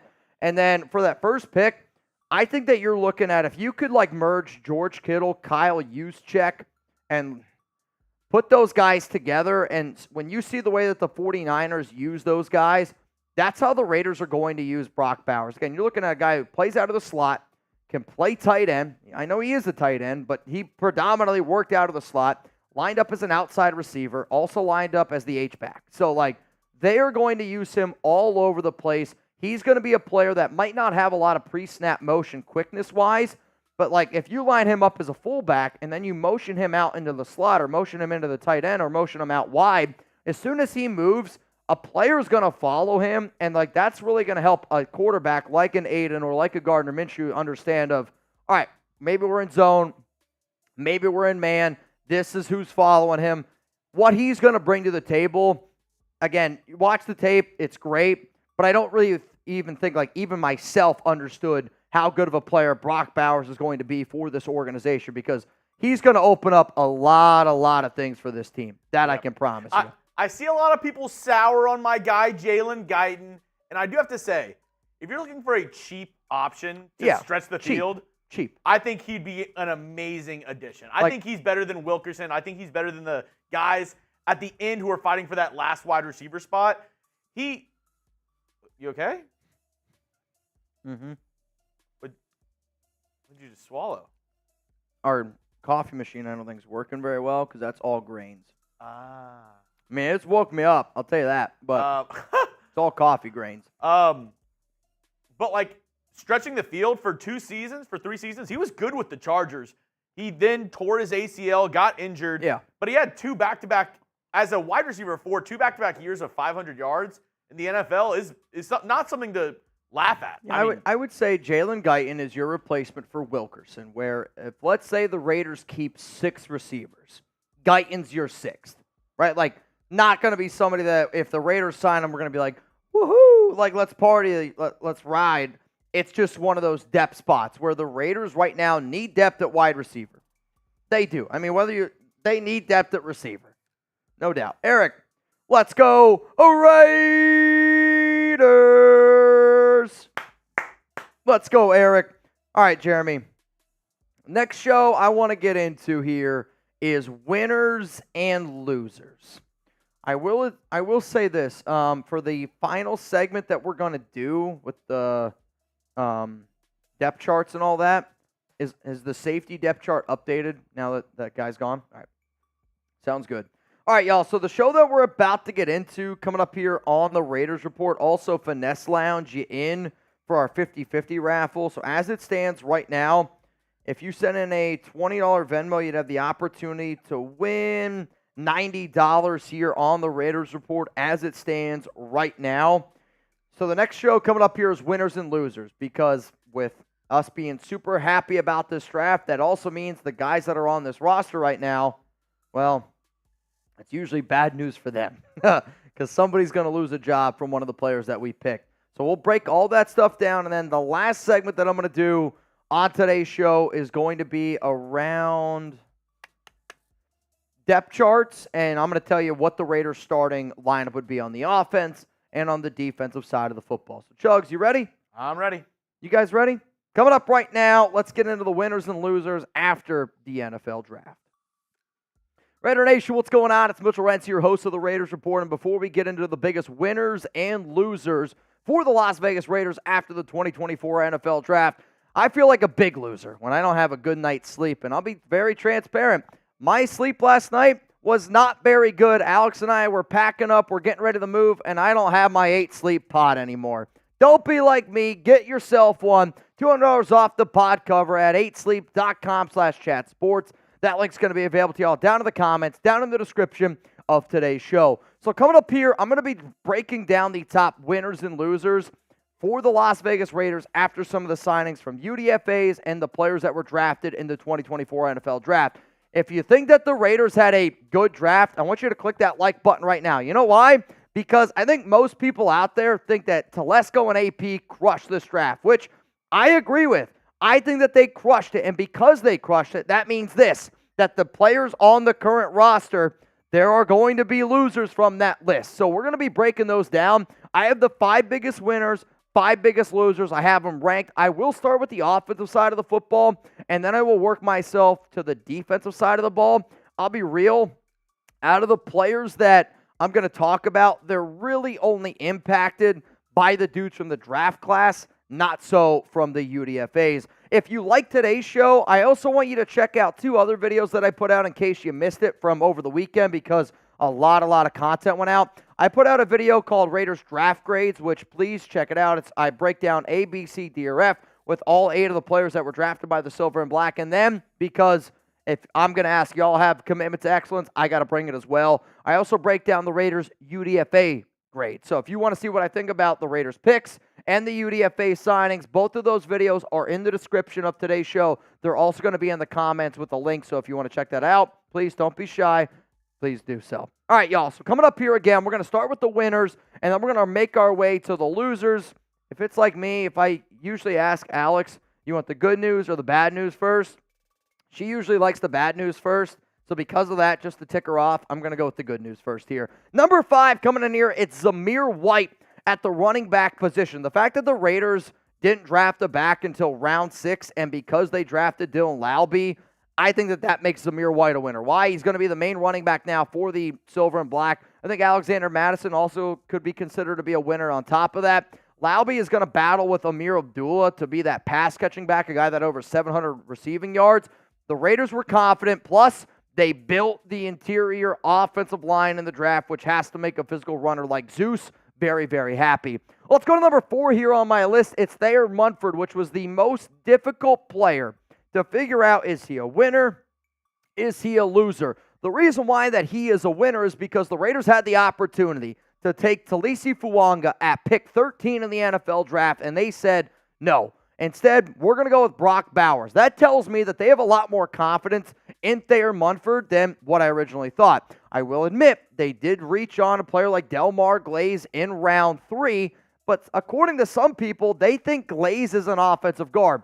I believe he was drafted to be that competition with Munford. Both players can play guard. Both players can play offensive tackle. And I do believe that Munford is the better player than Glaze, but that doesn't mean that he ends up winning this battle because Munford is not a Telesco and AP guy. AP and Telesco invested in Glaze in round 3. So the pinned comment here on today's show is, who do you think wins this battle?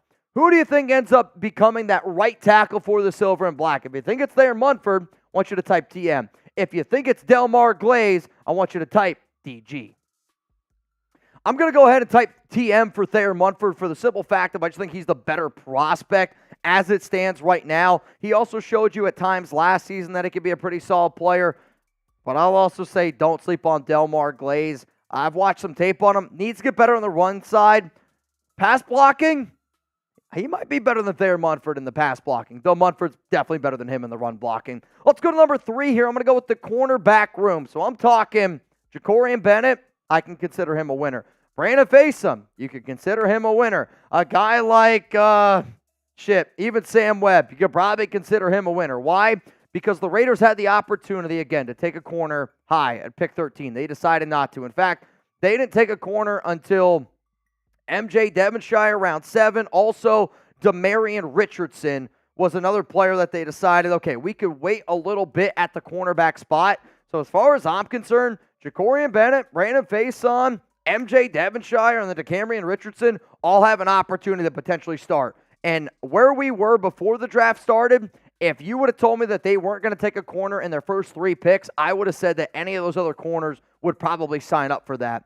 Again, today's show sponsor is 8 Sleep, and if you haven't already, go to 8sleep.com/chatsports, because a better night's sleep, it's right here. That link's going to be available to y'all down in the comments and down in the description of today's show. I love 8 Sleep because I get night sweats really, really bad. I also love to snuggle with my dog Chuck, and I just feel like I get a better night's rest. He's almost just like a stress reliever for me.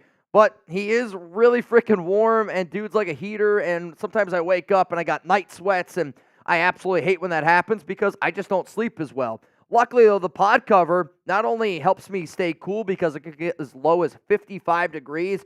Alex, for whatever reason, she's always cold, so her side can go up to as high as 110 degrees. I also like to sleep with a fan, and I need to have that fan on, so because I have my fan on, I have my 8 Sleep pod, I get a great, great night's rest. The problem is I'm moving. I no longer have it, and it's one of those things you don't really realize how much you miss it until it's gone, and it's probably a reason why my sleep hasn't been as solid. I don't know if you guys know this or believe in numbers. I know a lot of people say numbers never lie. Well, listen to this. In addition to keeping you at the perfect temperature all night, the pod also tracks your sleep and health metrics, which I do really like. On average, pod users see their sleep quality improve by 32% after just a month on the pod. So go to 8sleep.com/chatsports and get $200 off plus free shipping on the pod cover by 8 Sleep. Invest in the rest that you deserve with the 8 Sleep Pod. So if you're somebody that, wants to understand your sleep better, which I just watched a segment the other day on like NBA players taking naps before a game. A few of the NBA players said that taking a nap before a game is more important than eating. I'll tell you what, I might have to start taking some naps before the Raiders report gets going. I might have to just start doing other things because sleep, very, very important last time I checked. So if you want to take advantage of this deal, down there in the comments, down in the description, shout out to 8 Sleep. Let's go to number 2 here. It's Andre James. And to me, Andre James is a winner because the Raiders drafted Jackson Powers-Johnson. But before they drafted him, Telesco did a great thing. He made sure that James knew that he was still going to be the center. He picked up the phone. He gave Andre James a call and said, hey, we're about to take Jackson Powers-Johnson here, but I want you to know that you're still the starting center for the Las Vegas Raiders. That speaks volumes because I know this. If the Raiders would have taken Jackson Powers-Johnson and they would have not given Andre James that call, there would have been some people out there going, so who's going to be the center and who's going to play guard? That's already squashed. Jackson Powers-Johnson's playing guard. Andre James is a winner. But the biggest winner, and it's really not even close, it's Gardner Minshew and Aidan O'Connell. The Raiders tried to trade up for Jaden Daniels. They were unable to do so. The Raiders were interested in drafting Michael Penix Jr. He went off the board at 8. After that, Telesco literally said that after Michael Penix Jr. was drafted, they never even considered drafting a quarterback on day 2 or on day 3. So that means you got Minshew, you got AOC in a quarterback battle, and if you're Aiden, you're going, shit, I have an opportunity to start in the NFL. If you're Gardner Minshew, you're going, shit, I have an opportunity to start in the NFL. This legitimately is probably the last time either of these quarterbacks will have an opportunity to be the team's number 1 quarterback. And because of that, they are both big, big winners because whoever the loser is then is the backup. And just because one of these guys wins the starting battle in the beginning of the regular season, if those results don't translate to wins during the regular season, then you could easily see them swap somebody in and swap somebody out. So pick a starter, type GM for Gardner Minshew, or type AOC for Aidan O'Connell. For those of you that watch the show, you know that I'm going to roll with Minshew. They gave him $25 million. They gave him $15 million guaranteed. He's also the better quarterback, and I think he's just going to be the better fit for what the Raiders are trying to look for here. The fact that the Silver and Black were trying to trade up for a QB tells me everything that I need to know of, all right, so you're telling me you went out and signed the highest paid backup quarterback. You also were willing to give up all these picks to have a chance to go up and get Jaden Daniels. It's just nobody was willing to move on. That tells me that the Raiders were not confident in Aiden. They like him as a person, but Gardner Minshew is going to be the starter. Coming up next here, let's look at the Raiders post-draft losers. And rolling in here at number 5 is Cody Whitehair at offensive guard. The reason why Whitehair is a loser is because before the draft started, I actually think that he would have been the starting left guard for this team and a player who has some of those connections with Luke Getsy, which is why I think ultimately he was brought in here. And maybe Whitehair now can be an extra backup center to Andre James, or maybe he is just going to be the backup offensive guard. But because you drafted Jackson Powers-Johnson, he's going to end up starting, and now there's no spot and no shot in hell Whitehair sees the starting field unless there is an injury to the Silver and Black. Let's go to number 4. Guess what? He's a winner and he's a loser, and I can make both arguments here on why that is. The fact that the Raiders reached on a player like Delmar Glaze also tells me that they're not 100% sold on the idea of Thayer Munford, and they want to be able to add a little bit more competition to that room. Yes, I have Thayer as a winner because they didn't take anybody at 14, but also think about how much the Raiders addressed the offensive line early on, and even though there were some other players available at pick 77, I get the way that the board fell. But, like, if the Raiders want an offensive lineman at right tackle that's a better pass blocker, Glaze, it was a top 7 pass blocking offensive tackle according to PFF, right? That was from their career standpoint, grade-wise. If you want somebody that's better at pass blocking, Glaze might be that answer. If you want a right tackle that's better at run blocking, then it's Thayer Munford. But because Glaze was drafted by this regime, you could definitely say that that makes Thayer Munford a loser. Let's go to number 3 here, and this one might be a little bit of an unpopular opinion, but you know what? Hear me out. I'm going to go with Trey Tucker at wide receiver. And Jeremy kind of brought up the idea of, Mitch, should we maybe put in all wide receivers here because the Raiders didn't get the upgrade at quarterback? They're either going to have Minshew or AOC. I will admit, for a guy like Trey Tucker that is a field stretcher, not having a good quarterback that can throw a good deep ball, like Aiden's not a good deep ball thrower. Gardner Minshew's not really known for throwing an elite deep ball. So I do think that hurts out Trey Tucker a little bit. But the biggest reason why Tucker makes this list is because of Brock Bowers. Like, if the season would have started before the draft, Tucker would have been your starting slot receiver because he was the only guy out there. The fact that they said, you know what, getting a slot weapon like Bowers is more important than a starting corner or a starting right tackle tells me that this team maybe isn't as high on Trey Tucker as we originally thought, or they just really love Brock Bowers. Either way, that makes Tucker a loser because his opportunity to get on the field now is going to be short. Yeah, he might still get his special teams opportunities, and I'm kind of hoping that that's where this kind of goes, and they can say, all right, Tucker, you can be a punt returner. You can be a kick returner. That's going to be more of your prominent role with this team, and he's tough enough to do it. He's got some of that wrestling background, loves special teams. Tucker has said that multiple times. But Bowers, I know, is going to make an instant impact for this organization, and because of that, that makes Trey Tucker a loser in my book. If you haven't already subscribed, make sure you do so. If you're not a part of the Noti Gang, though, hey, man, shame on you. Only the realest of the real ones are a part of the Noti Gang, which means there's a bell underneath this video. You click that. You click on. That way, when I drop a video, you don't miss it. So if you want to see your name on a future show, join the Noti Gang and take pride in being one of the first to comment on a video once I drop it. Simon, Baby Mac, Raider Nation for Life, William, shout out to you for being a part of that Noti Gang. Let's go to number 2 here, and it's Darian Butler at linebacker. He has battled a lot of injuries, and I know he has that Arizona State ties with Antonio Pierce. He's got the linebacker tie to Antonio Pierce, Marvin Lewis, assistant head coach. But the Raiders drafted Tommy Eichenberg, and Eichenberg is a better middle linebacker than Darian Butler. The Raiders also re-signed Kanai Mauga, which Mauga and Butler would probably battle it out for a practice squad spot. I don't see Butler beating out Eichenberg, and he's definitely not going to beat out Robert Spillane, Luke Masterson, Divine Diablo, Amari Burney. So if I'm the silver and black, I'm looking at these linebackers right now going, definitely 3 are going to make it. Do 4 make it? Because Spillane, Diablo, those are the 2 guarantees, right? Does Amari Burney? Well, Amari Burney is going to beat out Darian Butler. Luke Masterson going to beat out Darian Butler. If you're Butler, you are hoping that the Raiders end up keeping 6 linebackers at least. That's a lot of linebackers, even for a roster ran by a former linebacker. It's simply not going to happen, and essentially a guaranteed cut coming. So who was the biggest loser for the Raiders after the draft? My answer is coming up after I tell you guys, or after, I guess, this YouTube ad break, depending on when you watch the show. But I got to know, I need one name. Who was the biggest loser for the Raiders after the NFL draft? My answer might surprise some people, but I'm going to go with tight end Harrison Bryant. I'm not going to go with tight end Michael Mayer, though he was a loser. I don't think he's a top 5 loser despite them drafting Bowers, because I do think that Bowers is going to play in the slot, which is still going to give Mayer plenty of his opportunities to be the tight end.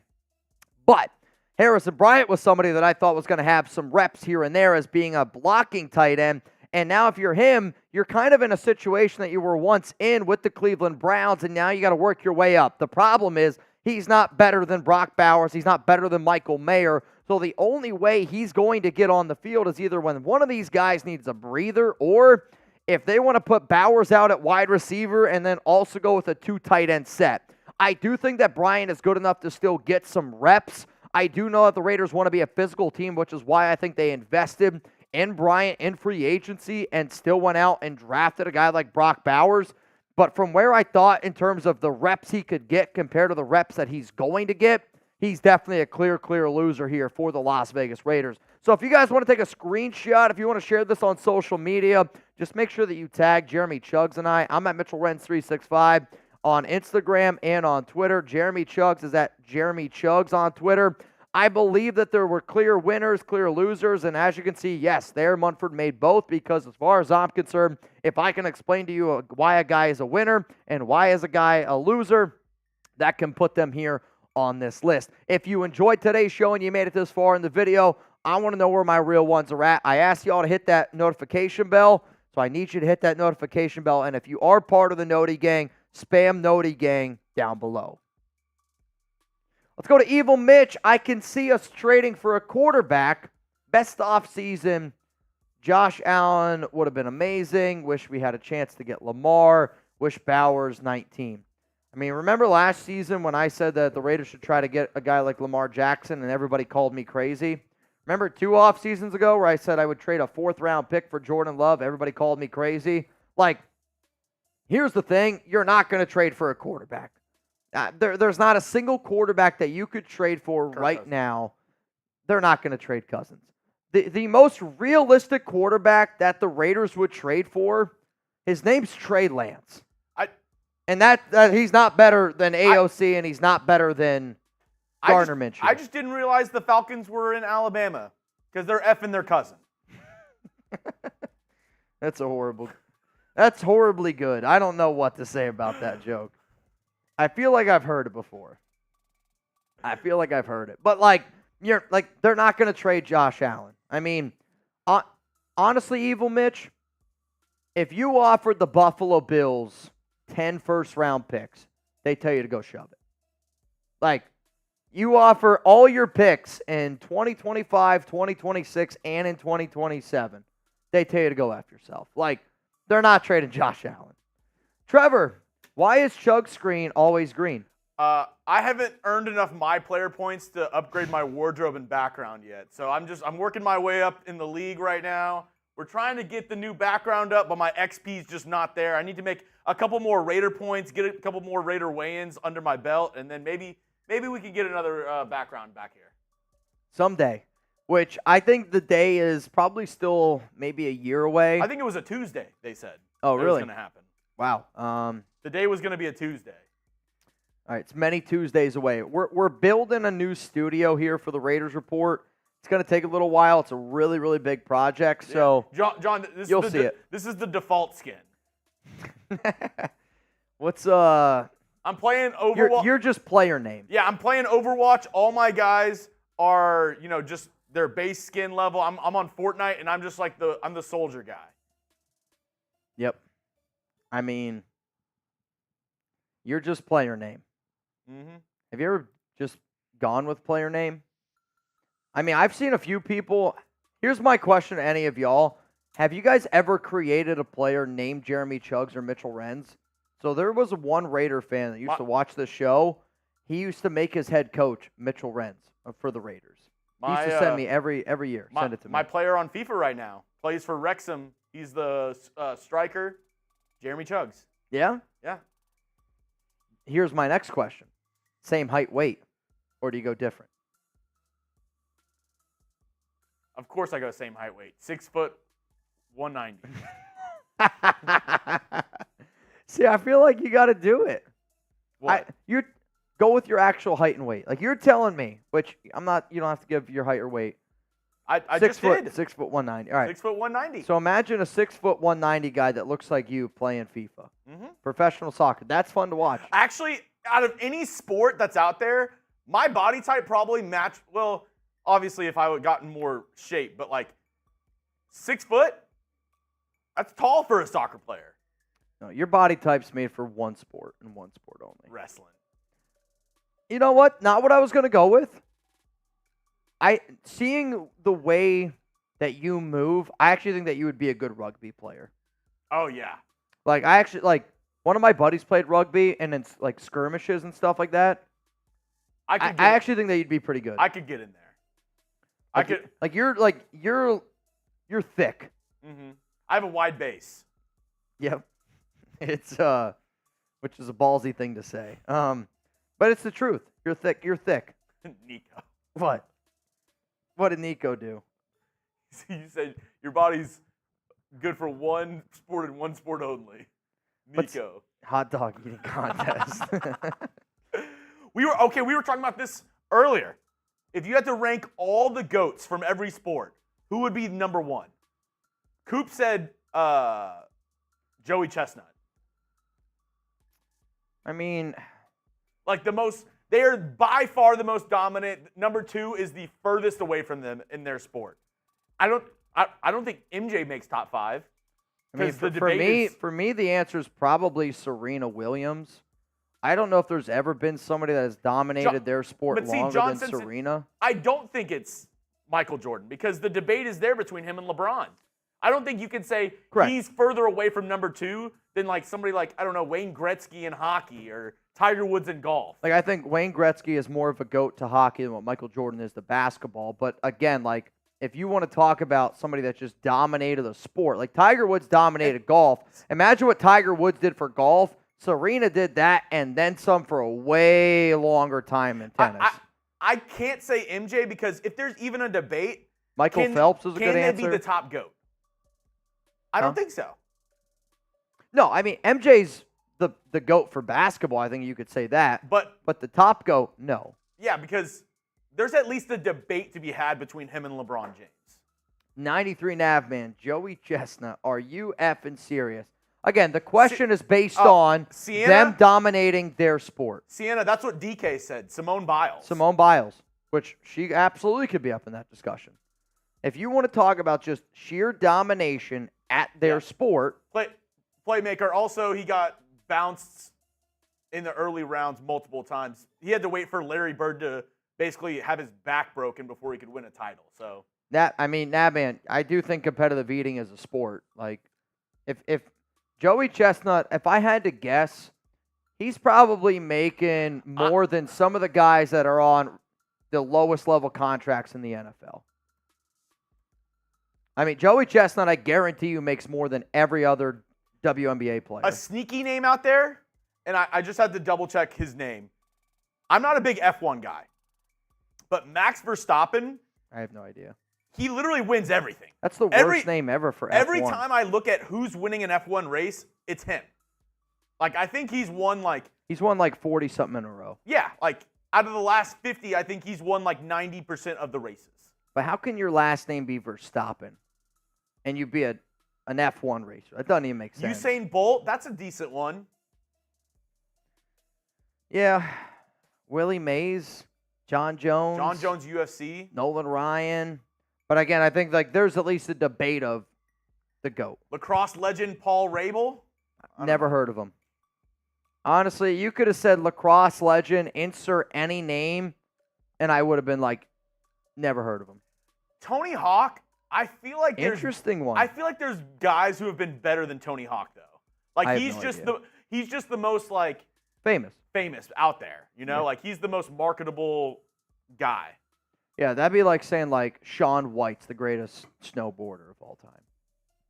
I think he just might be the most famous snowboarder. Oh, he might be the best. I don't know enough. I don't know enough. You're right. I have absolutely no idea. Babe Ruth, no chance. What? That he's the GOAT. Yeah, I don't disagree with that. I don't think Babe Ruth, despite what some people think, is getting it done against. Babe Ruth never went up against a Roldis Chapman. Jeremiah Campbell, MJ couldn't go left. That's all you need to know. Michael Phelps, I think, is a good one. Cal Ripken is interesting if you want to talk about being like healthy, like just availability. Cal Ripken. I mean, I don't know if anybody played more games than Cal. Let's separate physical sport and other. All right, Navman, you're sounding like a guy who gets upset about kids playing on their lawn. I was about to say also, Navman's like, that's not physical enough, as he's typing on his computer. I mean, is tennis a sport? The answer to that is yes, right? Like Serena Williams. Ping pong. Is that a sport? I think everything is a sport. It's just some people don't consider certain sports as serious as others. So, hardest sport out there, maybe, in my opinion, one of the least appreciated, one of the most difficult sports, and I bet you nobody in the chat can name a single player in the sport, I would say is water polo. If you've ever seen anybody play water polo or anything, they are treading water for like an hour. Oh, it's tough. They're dunking each other, trying to score that ball. So we used to play water polo in college for cardio, but dude, it's intense. Yeah, I mean you can't play like I don't think I could play for longer than like 3 or 4 minutes before having to sub out. Yeah, I don't really remember it all that well. Because I think in real water polo, you're not allowed to touch the ground or Correct. the walls. Correct. Yeah. Can't. So you're literally just treading the whole time. Yep. No, I mean, for people who don't actually play water polo, not as fun. Which for us, not as fun. It's brutal, dude. Like it would turn into a lot of times of guys fighting over the ball just so they could hang on to the ball. I think and float. I think the correct answer for me though, which I don't think there's a correct answer. That's why it's a debate. That's why it's fun. I saw something that it was like Wayne Gretzky would still be the all-time leader in points, even if you took away, like, I think it was like all his goals with the amount of assists and other things he's had, he would still be the all-time leader in points. Yeah, I mean, like Wayne Gretzky for hockey is kind of like, when you look at his numbers, it's very similar to like a guy like Jerry Rice, where his numbers are just so much better than everybody else's. But Gretzky's numbers are... Jason said Forrest Gump in ping pong. Hey, there you go. Messi, soccer. I love me some ping pong. All right, let me see the people that are in our duck race here, because I did get a few more. I see David Vergara, you in. Anthony Green, you in. And then Frank, you're also in, which means $20 Venmo. MJ never made it to a Game 7 because he only made it to 6 finals. Relax. LeBron's made it to 10. Maybe if MJ was better and he made it to more finals, he would have made it to a Game 7. But he also what do you mean couldn't a game win 7? with he also couldn't win without Scotty. What do you mean in a game? Like you're saying like he in an NBA finals, it never went to a Game 7. Correct. Every time he went. But he only went to 6 NBA finals. LeBron's been to 10. Sure. I think, would you rather go to 6 and win every 6? Or 10 and win 4 of them? I think the answer is 6. I think I would want to go to 10. No, you wouldn't. No, you wouldn't. Also, LeBron in his 30s whoops MJ in his 30s every day of the week, twice on Sundays. Again, I'm not a basketball guy. I feel like we're going down a rabbit hole here of a debate that's never going to be solved. I mean, let's just be real. It's never going to be solved. Yeah. I think LeBron is the better athlete. Michael was a better scorer. MJ's Bulls going up against the Warriors, they get smoked by 30. Again, by 30, that's a lot. But I will admit, like, I don't think MJ, even at his peak, is beating that Warriors team that had Durant, Curry, and Clay. No chance. Like, super teams didn't really come to a fruition as much as they do now. I mean, even like the NBA right now is pretty bad. Like the NBA, I would say right now is pretty bad. All right, Jeremy, let's get into the final segment before we get into a fight with some Warriors fans. I also said that I was trying to get out of here by 5. Not going to happen. All right, let's do it. Raider Nation, what's going on? Mitchell Renz here, host of the Raiders Report, and that'll be it.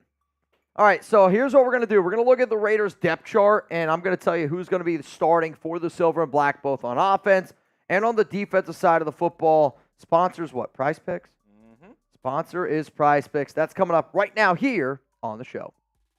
Raider Nation, what's going on? It's Mitchell Renz, your host of the Raiders Report, and coming up on today's show, we're going to be looking at the Raiders roster after the 2024 NFL Draft, and I'm going to tell you who's going to be starting for the Silver and Black on offense and who's going to be starting on defense. The way to really have a better understanding of what I'm projecting, I think, is to go through each depth chart, and we're going to start at the offense and go to defense and tell you who's going to be starting at those positions. So the first position group that we're going to be talking about is quarterback, and really this is only a two-person race between Aidan O'Connell, between Gardner Minshew. Yes, the Raiders did sign a UDFA former DC Gus Bradley's son, Carter Bradley. He's now part of this team. He's going to be battling with Anthony Brown Jr. to be that quarterback 3.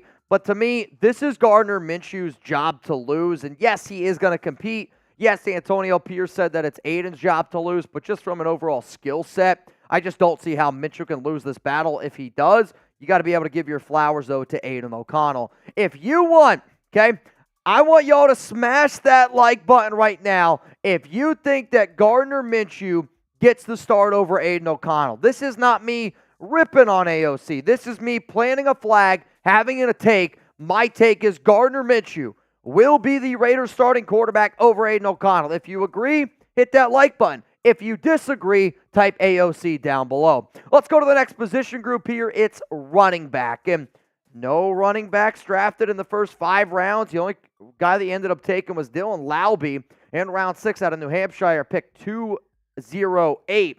With this, I am curious to see what this means for Tyreek McAllister, a Britton Brown, a Sincere McCormick, because Zamir White, Alexander Madison, Amir Abdullah, and Laube will all make this roster. If it's up to me, I'm going to keep Sincere McCormick, but Zamir White will be your starting back. Let's go to the wide receiver position now, and some people will say that the Raiders didn't draft a receiver. I will actually say that I disagree with that take. The Raiders not only drafted a tight end, but they also drafted a receiver in Brock Bowers who is going to work, I guarantee you, more out of the slot this year than he will as an actual tight end for the Silver and Black, unless Mayer ends up getting injured.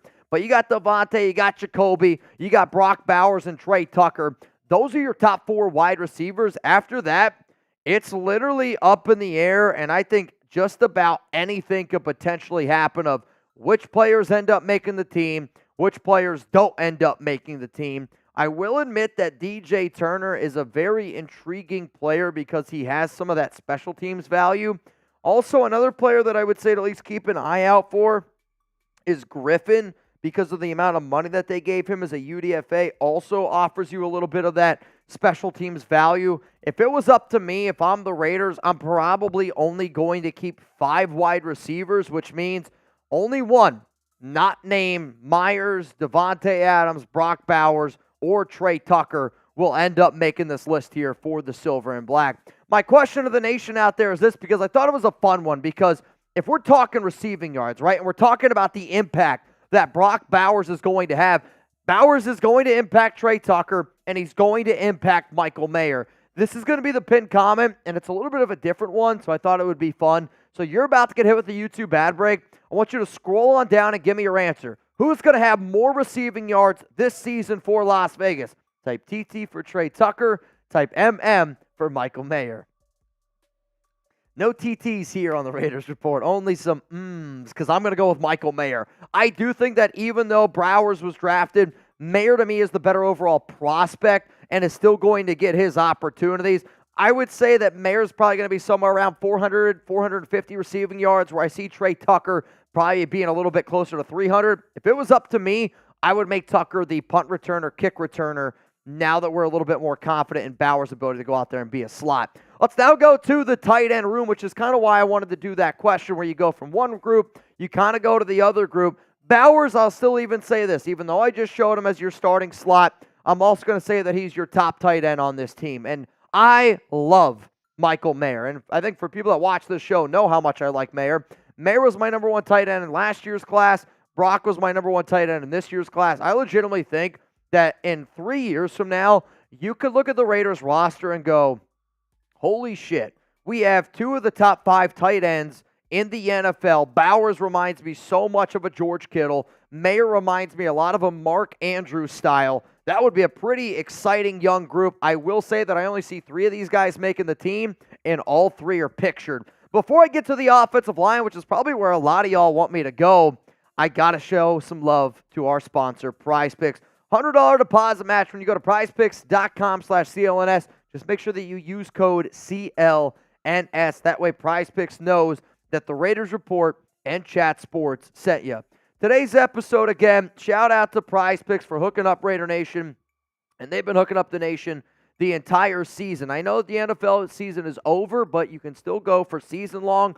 Also, this time of the year, I love playoff hockey. I love playoff NBA. And if you want to put down a few bucks, all you got to do is pick more, or you could pick less on some of the NBA games that are going on, and you're going to be locked and loaded to what is happening in those games. If you're like, Mitch, I'm an NFL guy, believe me, I get you. Here are the ones that I did before the NFL draft, and I feel like I got really, really good value here on these. I took more for Bryce Young and CJ Stroud on their passing touchdowns because I figured 18.5, 26.5. If both those guys stay healthy, you're good to go. And then Chris Jones, 11.75 sacks. Give me the less on that one. I want to say like 80% of his seasons have resulted in less than that number. So when you get those type of figures, guess what? I'm also going to have the ability to be able to cheer for all these things to happen all season long. And if you're like me and you go, Mitch, I can do season long. Yes, you can. You can also, though, do the sports that are happening right now in the playoffs or even a little MLB action. That link one more time for y'all is going to be available to y'all down in the comments and in the description. PrizePicks.com/CLNS. Pick more, pick less. It's that easy. Shout out to PrizePicks for sponsoring the Raiders Report. Let's now go to the big boys up front. It is the offensive line. And the offensive line, to me, is where I could see this team keeping 8 to 9, which is kind of where I think that they're going to end up going. And the players that are pictured are the ones that I anticipate end up being the starters on the O-line. Though, the battle between Thayer Munford and Delmar Glaze is definitely going to be one to watch. Outside of that, some other battles that I'll watch for from like a lower level standpoint will be a Cody Whitehair against Jordan Meredith to be that backup offensive guard. I also think that if Putnam and Barrington don't really do a very good job in camp, that you could see Whitehair just be the backup center / offensive guard. Then you also keep a guy like Jordan Meredith on top of that. So the reason why I wanted to do this show is to kind of give you a breakdown of what I think that the Raiders' depth chart looks like. On top of that, what the Raiders' starting offense would be if the season were to be today. I say quarterback Gardner Minshew. Your main running back that gets trotted out there is Zamir White. Your top 2 wide receivers, your outside guys are Devontae Adams and Jacoby Myers. Your starting slot receiver would be Brock Bowers. Starting tight end then would be Michael Mayer. I see that if you're going to put 4 skill position players out there to catch a football, it's going to be Devontae, Jacoby, Brock, and Michael Mayer. I am leaving off Trey Tucker. And then your starting offensive line, Colton Miller, Jackson Powers-Johnson. You could also see Dylan Parham potentially play left guard, and they put Jackson Powers-Johnson at right guard. Though, to me, I think that he's going to be a better guard than Parham, and because of that, I would want him to protect the blind side of my quarterback with Colton Miller. But again, maybe they decide to put Munford and Jackson Powers-Johnson. It's just what I personally would do. Coming up, let's look at what I think that the defense could look like from the starting position. We're going to go through all the depth charts yet again, starting with defensive end. Maxx Crosby, Malcolm Koonce, locked and loaded are your top 2 guys. But I do also think of, if I'm going to put Brock Bowers in this equation of tight end wide receiver, I think you also got to do the exact same thing for Tyree Wilson, who's going to be playing defensive end, and he's going to be playing a little bit of defensive tackle. The number 1 player that I'm curious to see what happens this offseason with is Janarius Robinson, because if it was up to me, he wouldn't even be on this team. But maybe AP is willing to just, let it go by. Maybe he's saying, hey, like, he's a good kid. He just effed up one time. I don't know Janarius Robinson. I got to trust AP's doing the right things, but I will definitely be watching him. Also, I've been talking to David Agoa a little bit. Really good athlete. Can he get the technique down for the International Pathway program? Let's go to defensive tackle. This might be the Raiders' strongest standpoint of their defense, which just makes me so flippin' happy, because for so long we were like, defensive tackle stinks. It's their weakest position. Telesco finally listened up and did what was best for this organization. So I will also say that I think that you have to consider putting a guy like Tyree Wilson into this equation, because, again, if I said he's a defensive end, I think also you have to be able to just entertain that idea that he deserves to be on this list on top of that. So, of course, you signed Christian Wilkins to a monster of a deal. You also decided to re-sign John Jenkins and Adam Butler. You insert Tyree Wilson into this equation as well, because I do think that he's going to be considered to be a starter at defensive tackle. But then you got Byron Young, Matthew Butler. I'll tell you what, 6 defensive tackles is what I think ends up making this roster. 4 of them are already guaranteed pictured. Then what does that mean for Byron Young, Marquand McCall, Matthew Butler, Nesta Jade Silvera? Lots and lots of competition at the defensive tackle room. Let's go to the linebacker position, and linebackers where I think I'm going to surprise some people for the starters once I decide to unveil who I believe starts for the Raiders at linebacker. Because Robert Spillane, Divine Diablo, to me are the 2 people that are probably going to get the most reps. Does that mean that they end up starting? I'll tell you here in a second. You drafted Tommy Eichenberg in round 5. Amari Burney was drafted last season in round 6. Masterson is a dude that continues to get some work, but I would say is probably considered a little bit more of a McDaniels and Ziegler guy. And I don't know how many linebackers this team ends up keeping. So what I thought was interesting is this. Spillane and Divine probably get the most snaps out of these next 3 names here, because Malga and Butler, they're just competing for a practice spot.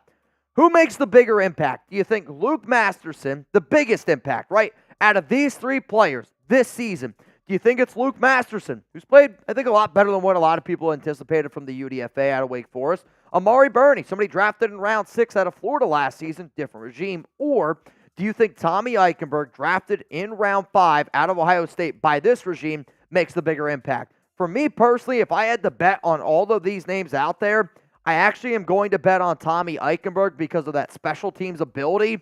But, like, do the Raiders keep 5 linebackers? If they do, it's these 3 guys, and then it's the Divine and also Spillane. If it was up to me, I'd probably only keep 4. Let's go to the cornerback room, and with the silver and black deciding to not take a corner on day 1 or day 2, but taking 2 guys on day 3, I do think that shows that they're hopeful that a guy like Ja'Cory Bennett can get it going. Maybe also they didn't love some of the other players that fell down the board, or they were very, very high on Demarion Richardson or MJ Devonshire.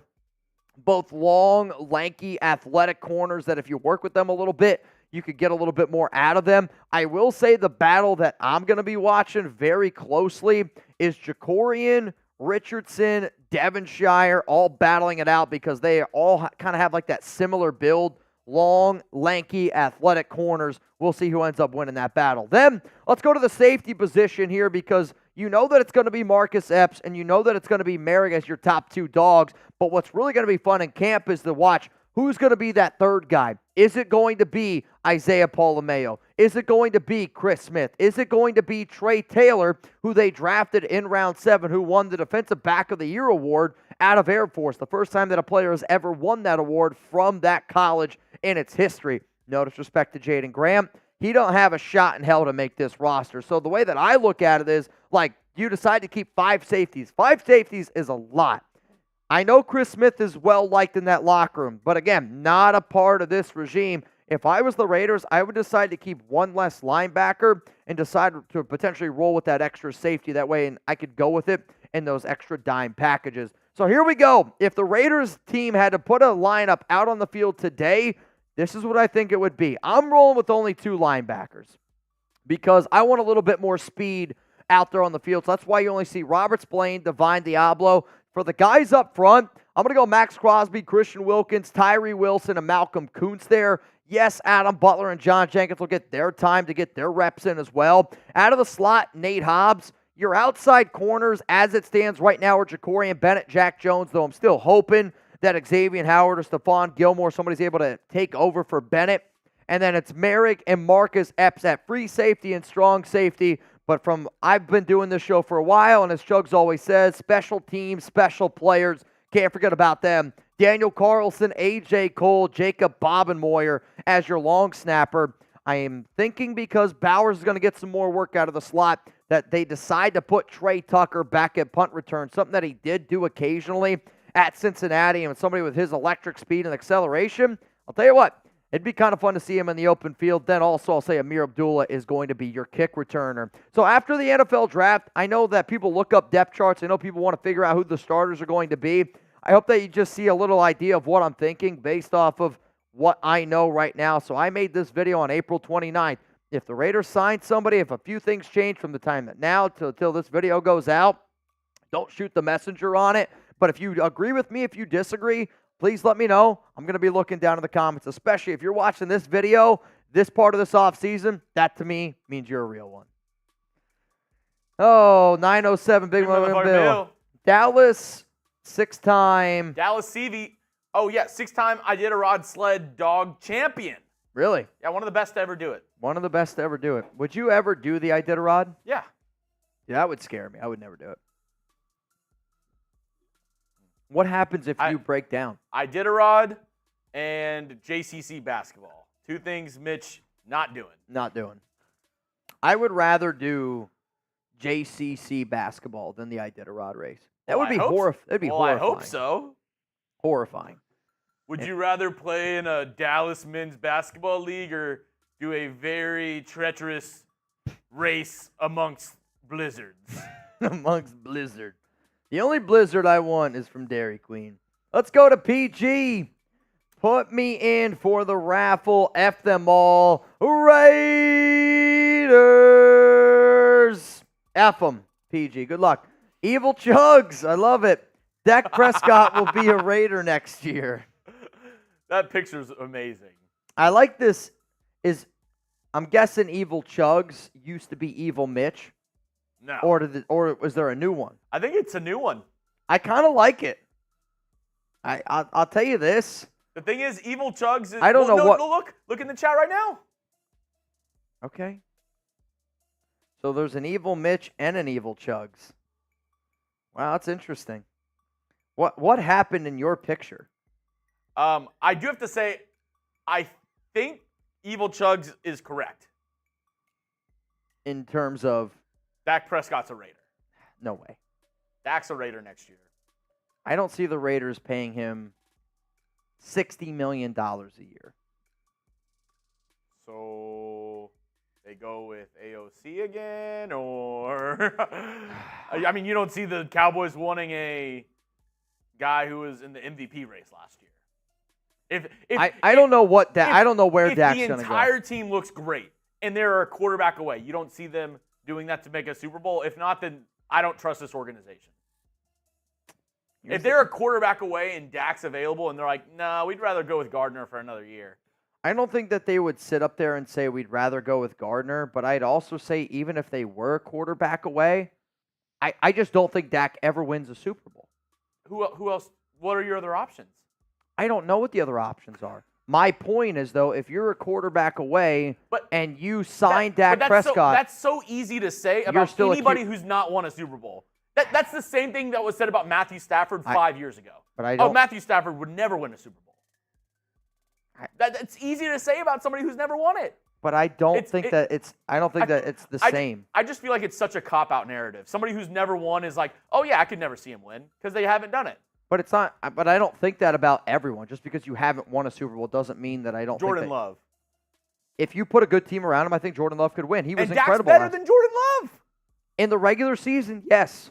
Dak, to me, in the playoffs, I have no confidence in. I just feel like that's just such an easy thing to say about somebody who's never won. It's like, oh, yeah, they'll never win. It is an easy thing to say, but I don't have that feeling with every quarterback in the NFL. I have that feeling with Dak, I don't care what team is around him. I don't think he ever wins a Super Bowl. I think you have to be, maybe I just don't consider Dak a very good leader. Like, you could put a great team around Josh McDaniels. Josh McDaniels is never winning a Super Bowl. Josh Allen loses every single year. I believe in Josh Allen. You think he can win a Super Bowl? I think Josh Allen can win a Super Bowl. Okay. I don't think Dak can. That's just my opinion. I don't think Dak is winning. Like, I'm not paying Dak Prescott $50+ million. But that's what quarterbacks are going for. Like, if you're going to pay a quarterback, that's what it's going to be. If you're going to pay any quarterback, if you're a quarterback away and you have to pay somebody, that's what it's going to be. You can't just be like, oh, well, I know that's the going rate for quarterback. I don't want Dak. He's your best option. Name one option that's better than him next offseason. I don't know what the offseason. I mean, what if you... Who are scheduled to be free agents next year? I'll look up the list. Dak's probably going to be the best quarterback free agent out there. I'm not going to say that he's not. So then if you're a Super Bowl away, what are you going to do? You're saying a quarterback away. A quarterback away from the Super Bowl. What are you going to do? But maybe Dak's not the best quarterback for your team. Sit with your hands on your... But what if he's not the best quarterback for your team? Like, that's my point. But who else is available? I don't know. Exactly. That's him. It's the only option. I don't want Dak. You're like a kid who's like, oh, we only have the chicken tenders. You're like, well, I don't want chicken tenders. You're like, all right, well, we have the grilled cheese. I don't want grilled cheese. All right, it's either chicken tenders or grilled cheese. I don't want either. I guess I'm not eating. Well, then that's just... I don't want Dak Prescott. I don't want Dak Prescott. Call me crazy, I guess. You're like, I don't want him. What's your other option? I don't have an option. Right now, I don't. I don't need to. What are you going to do? I don't need to have an option right now. It's 2024. We'll figure it out next offseason. Oh, but I thought good teams plan ahead. Good teams look ahead to the... So then they're not looking ahead to the future. They're just like, oh, we'll take it one day at a time. I would rather the Raiders figure out a way to draft a quarterback. And I get it. That's what I said this offseason. And now we're in this boat. But I'm not sitting... Until I am put into a situation where I have to literally say Dak's the best answer. I don't think there's any quarterback in the draft and free agency that you're going to get that's better than Dak next offseason. You don't know that. I think if you talk about Dak Prescott at $60 million compared to, again, we don't. What if Cam Ward has a season where he puts up 45 touchdowns, wins the Heisman, and he's like that guy? I don't know. Yeah, I mean, like, what if I go out there and I make the Dallas Cowboys roster? I mean, you can say what is. Right now, the facts are that Dak is going to be your best option looking forward. And I don't think that you can say that that's a fact. Then prove me wrong. Name one better option. My point is, if there's a quarterback that comes out next season like a Jaden Daniels, I would take Jaden Daniels over Dak Prescott right now with the contract in there. I would. I can pay Jaden at his deal right now, or Dak Prescott $60 million. I would take the rookie. You're like, no, what's the better option? No clue. I don't have the better option now, but I have a year to figure it out. My point is, I know what Dak Prescott is, and I'm not going to pay $60 million to never win a Super Bowl. That doesn't make any sense to me. So you're just never going to pay a quarterback? It's not what I said. I just won't pay Dak. I'm not paying Dak because I don't think he will ever win a Super Bowl. The fact is, though, if you don't spend that money, it's not like you get to keep it. It's not like, I'm not saying you get to keep I'm it, not but spending the money on quarterback, so I'm just going to carry it. Like, it doesn't work like that. No, but you could spend it in other areas, make your team better. Like, my point is, you are wasting your money by bringing in Dak Prescott as your quarterback at $60 million. I don't like to waste money. And that's my take on it. I don't want Dak, dude. I don't want Dak. He's not winning the Super Bowl. I would take Dak over everybody next offseason.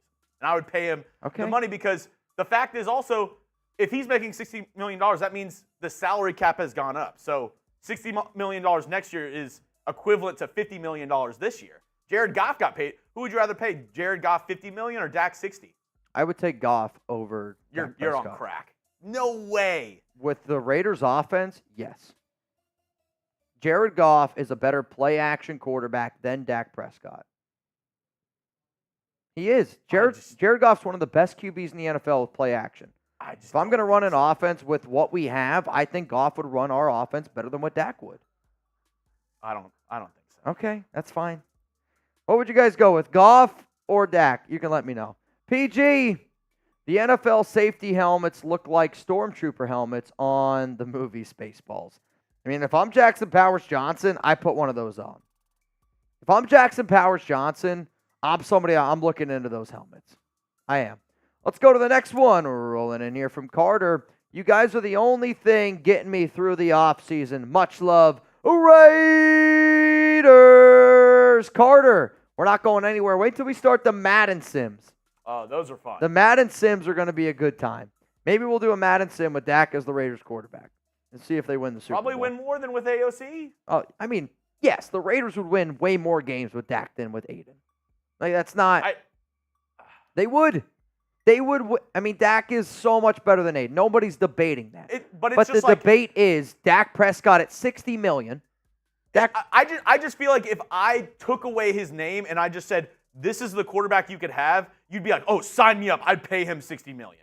But because the name Dak Prescott's attached to it, your bias of Dak is saying, no, I don't want it.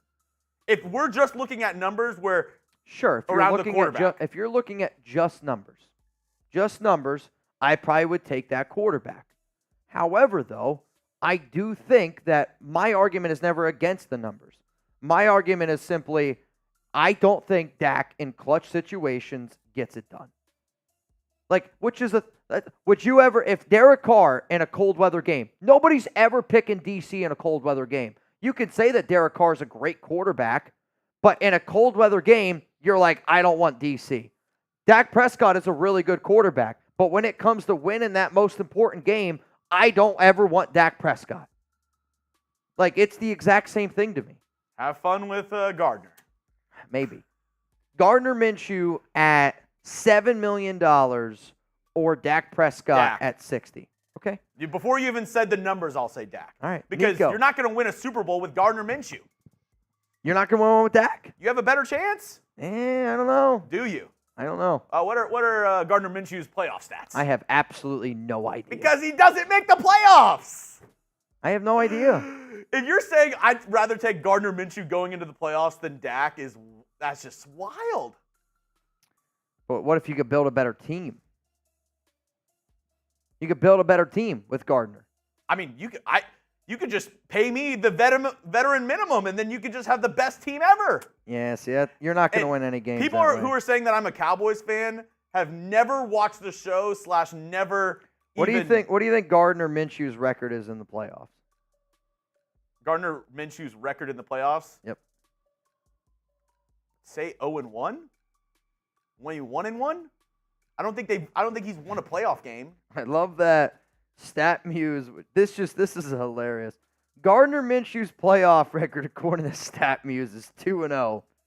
Has yet to complete a pass. At first, I was like, when did he win a playoff game? But hey, people, you guys want to say, you could say this. Gardner Minshew, 2-0 in the playoffs. Has yet to complete a pass, though. If you think I'm a Cowboys fan, I'd love you to go to the Cowboys report and tell them that. Yeah, I mean, Chuggs is probably the biggest Dak hater, which is why I kind of love this whole argument here. He literally has a shirt that says Cooper Rush for MVP. I'm just saying, just the character arc makes sense. I'd rather draft a guy on a rookie deal with a stacked team. I'm with you, Nico. Wrong way. Gardner is exactly like all of our past successful quarterbacks. I don't know about that. I think you're really only talking about Rich Gannon, who won the MVP, was a quarterback where everyone was like, oh, this guy's not good anymore. And then he got an opportunity. Again, let's not discredit Rich Gannon. Rich Gannon was a better QB than what Gardner was. Gardner, though, I think will be a lot better than what people give him credit for. I wouldn't want Dak on the Texans because C.J. Stroud's better. Correct. No, agree with Mitch on this one. I'm only willing to pay a quarterback that I believe in, and Dak Prescott is not at all. Move through the draft. Okay, we got Big Mug and Bill. Who would you rather have? Kirk Cousins at 45 mil or Dak at 60? Man. Because you were aboard the Kirk Cousins train for a little bit. I was, but I was on the board Kirk Cousins at 30 million. Which is not realistic, though. Coming off of popped Achilles, it was what I would be willing to pay him. You're like the GM that comes in and you're like, all right, Lamar, we'll give you 20 mil. That's not true. I was willing to give Lamar Jackson I was willing to make Lamar Jackson the highest paid quarterback last offseason. People call me crazy. I'm not going to spend a boatload of money at the QB spot if I don't feel like that's my guy. Like Kirk Cousins at 45 or Dak at 60. Christ, I don't like either option. I really don't. I don't think Cousins ever win in the Super Bowl. I don't think Dak's ever won in the Super Bowl. So you want the Cowboys to tank and get a high pick? No, I don't want the Cowboys. Or the Raiders to tank and get a high pick? I don't want that. I don't see that. I don't know how we're going to get a quarterback. I'm with you. I don't know how. Put big mother effing Bill on the jersey when I win the raffle. Make it a 5XL. Well, the problem is I'd be the one that would wear it, and then that wouldn't fit me. So I will put big. I can put big MF Bill on it. You got it. And I'll make it number 5 for the 5XL. Evil Mitch, Dak might need a new team. We have a better offense. I mean, I don't know if the Raiders do have a better offense than the Cowboys' offense last season. Like, Cowboys had some good skill position players. You got to be able to give them credit. Who's better, CD or Devontae? Devontae. There you go. What do you mean, there you go? That's one example. I mean, CeeDee Lamb's also a really good receiver. I mean, Tony Pollard sucked, so running back's about the same. Wide receiver 2, I would say Jacoby's better than the Cowboys wide receiver 2. Tight end, you have Michael Bayer and Brock Bowers now. O-lines are about comparable. The Raiders' offense now is better. Yes. I'm talking last year's Cowboys offense. I mean, Brandon Cooks is no slouch. Offensive line, I would say pretty comparable between the Raiders and Cowboys. I also will say this. I didn't watch a lot of Cowboys games last year. So I might not be the guy to speak on the Cowboys offense. I did not watch a lot of games. But Dak, yes. Dak in the playoffs, I've watched every Dak playoff game. Yes. I don't watch Cowboys regular season games. I don't watch Cowboys games, but Dak can't take us. No, but I've watched every Dak playoff game. I have. That's an honest thing that I can say. I have not watched every single Dak regular season game. We would pay you, but I did see one of your games last year. Oh, come on. You didn't watch. You said I only watched Dak in the playoffs, which is one game. So you're basing signing him off of one game. That's not true at all, what I said. How many non-playoff games did you watch of Dak last year then? Maybe like 5 or 6. You just said you didn't watch any. I didn't. I said I didn't watch every game by Dak in the regular season. I don't know. I did watch every Dak playoff game, but I've said that. But it's not one game. I'm saying every Dak playoff game for his career. That's a 7-game sample size. That's a good sample size.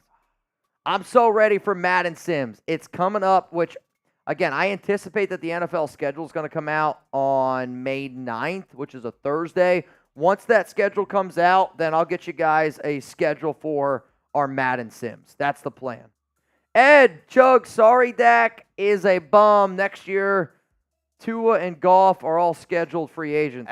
I do not want Tua. Actually, Goff is not. Goff is not either. Yeah, Goff just got what? What did Goff? Is he? What did he get? Did Goff get a new deal? I'll tell you that I'd rather have Dak than Tua. That I'll tell you. I'm not a Tua believer. I would rather have Dak Prescott than Tua Tagovailoa. I do not think Tua. Wait. No, wait. Is he? I don't know. Maybe he is. Maybe he is, but I'll say this: the Lions are they're gonna pay him. Like, there's no way. I could have thought he got like a 2 year. No, I don't. I actually don't remember.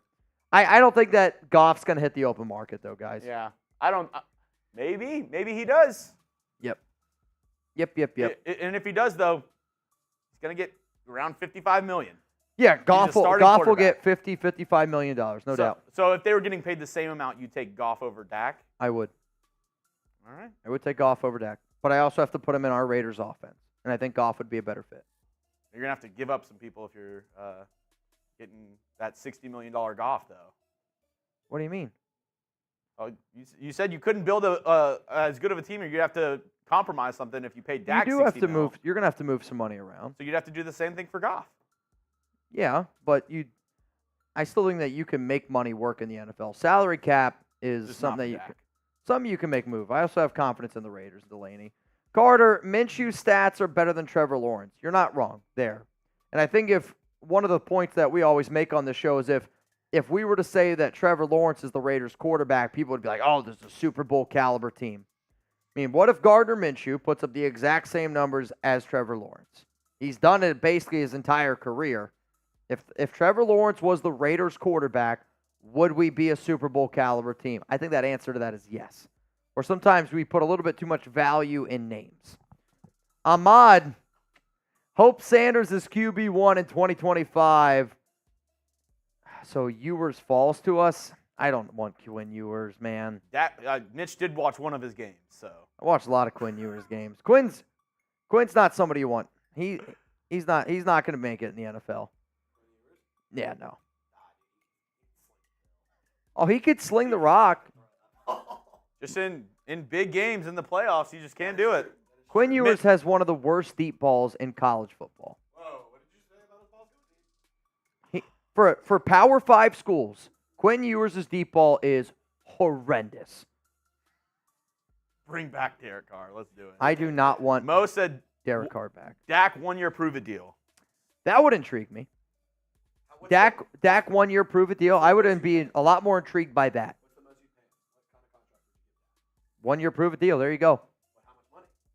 If I had to, Dak on a 1 year prove it deal, I do think is worth $60 million. What I don't want the Raiders to fall into the trap of is you give Dak Prescott like a 4-year, $230 million contract, something outrageous like that. That would be way, way too much. Shador Sanders would be great in some silver and black. Ira Jackson! Bye! What up, Ira?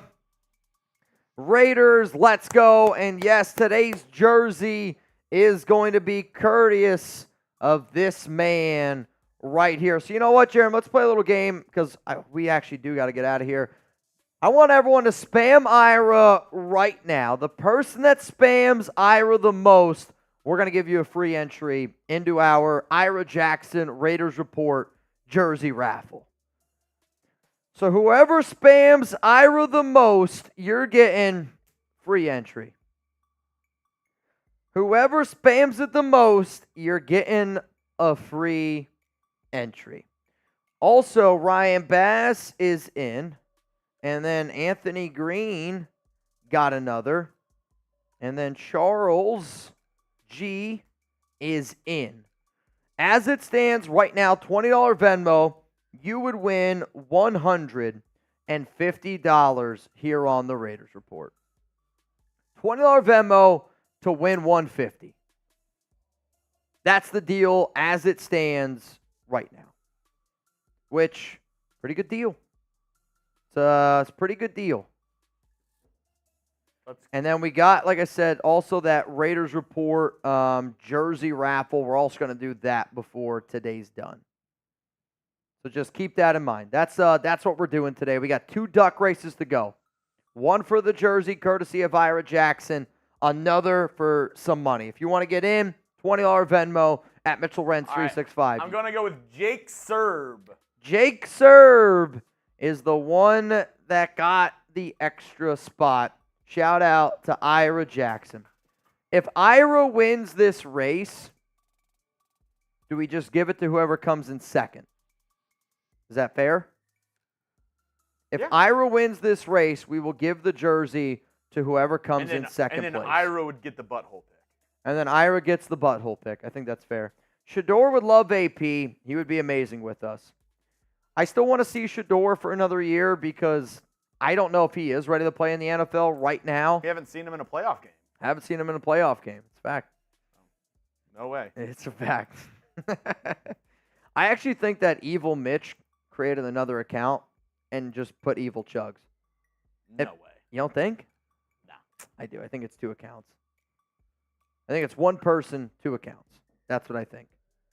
That's my guess.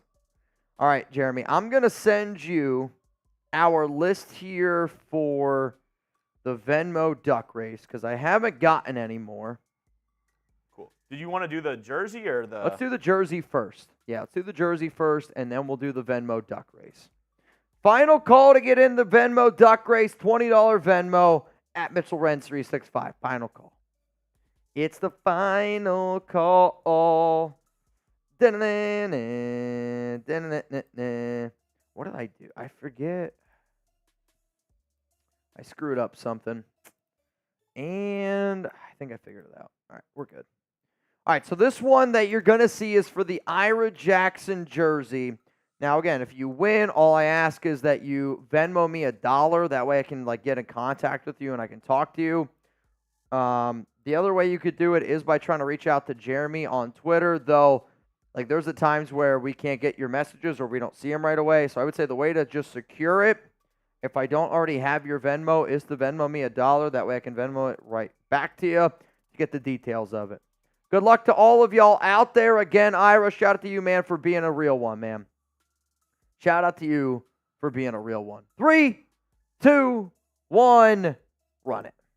Darth Fatass sent in a super just now. Why did the belt go to jail? It held up a pair of pants. That's bad. Come on. You can do better. Raider 831. He's just by himself right now, and I have yet to be able to figure out why the paddles change color. I think it's the weirdest thing about this race. I'll tell you what, there's somebody from up top. Oh, that's Darth. Darth is just streaking from up top there. That fro is luscious. That's I'm actually surprised that that's not slowing him down. You see Nico? It looks like the Joker. Nico looks horrifying. Nico's on a list somewhere. Tico! Is Mr. Brown going to get the dub? Usually this is when somebody just accelerates that boat and takes on over. Evil Chuggs! Oh, man. Raider 831 blew his load early, fell back, and then finishes the race strong. Raider 831. Wrong way. Weakest link is Getsy and not a quarterback. Maybe. Maybe it's Rich Grangarillo. All right, so Raider 831, I need you to confirm with me. Oh, but Darth Fatass does get the butthole pick. Don't worry, Darth. Darth, for you, I got something special. For you, I got something special. So Raider 831, jersey raffle winner. All right, we got that. Final chance to get in, y'all. All right, Jeremy, I think we've given everybody plenty of chances to get in here. I'm going to send you the list. I'm going to do it on TV. Give me a sec. All right. Winner of this gets $150. Winner of this race gets $150. And we have a new race. A new one. They added it today. Really? I've never seen this one before. Interesting. Raider 831, I need you to confirm with me. If I win, use 75 as my number. Unfortunately, big mother effer, 75 is retired. That is David Zahn's number. Darth Fatass just put in winner, chicken dinner. Winner, chicken dinner. Raider 8351, I need you to confirm with me what you want. I'd say Venmo me $1 at Mitchell Renz 365. That way I can get your details. I'm guessing wrong way is about 8 minutes behind. I'm going to guess wrong way is not clicked update or live on his show. Winner of this gets $150. 3, 2, 1, run it. So do they just get progressively bigger? No, they're all just like different elephants. They're elephants, right? Yeah. So you're saying elephant race was new? I've never seen it. Never seen it before. I will say Anthony Green's trunk is bigger than Navman's. Well, I mean, Navman's got a tiny trunk. So he's trotting along, it's not about the size of your trunk. It's how you use it. That's fair. Brian Bass, you could tell he's really going for this one. Watch out for Charles G sneaking up there in the back. Finesse Lounge. Navman has a good pace. You think? He's starting to fall back a little bit. Like Sancho slowly creeping up right now. Raider Sancho's in a good spot. I said that right as Navman. Noah Santana's won a bunch of races. Oh, I think it's going to be Anthony Green up top. Noah Santana. Hey. Little hop, skip, and a jump. I mean, Raider Sancho's got his trunk up Noah Santana's you-know-what. He's looking for that butthole pick. Mm-hmm. There's a little bit, that's a little bit disturbing there, Sancho. But look at Santana. He's like, honestly, I don't mind. No Santana, which recently, he's been winning a lot, I feel like. Sancho's got that little smirk on him. It's something. Noah Santana for the win. Can you please confirm, Noah, that you just received $150? Charles G came in last. Womp, womp, womp. Butthole pick for Charles G. All right, y'all. That is all the time that Jeremy and I have for you. We will be back tomorrow at 4 p.m. Eastern time. We got to get out of here. Celtics Heat game getting ready to get underway. Make sure you tune into our Celtics stream. Make sure you tune into our Heat stream. Allie's heating up her hands right now as we talk. She's getting ready. Yeah. She's starting the fire. She's trying to put out the fire. She's trying to put out the Miami Heat. Are you gonna? I heard my name. Yep. We go live at 7 p.m. Eastern time. Game is at 7:30, and it's always F Rolly. F Rolly. That's my motto at this point. F Rolly. I might get it tattooed if we win this game. Really? No, but that would be pretty cool.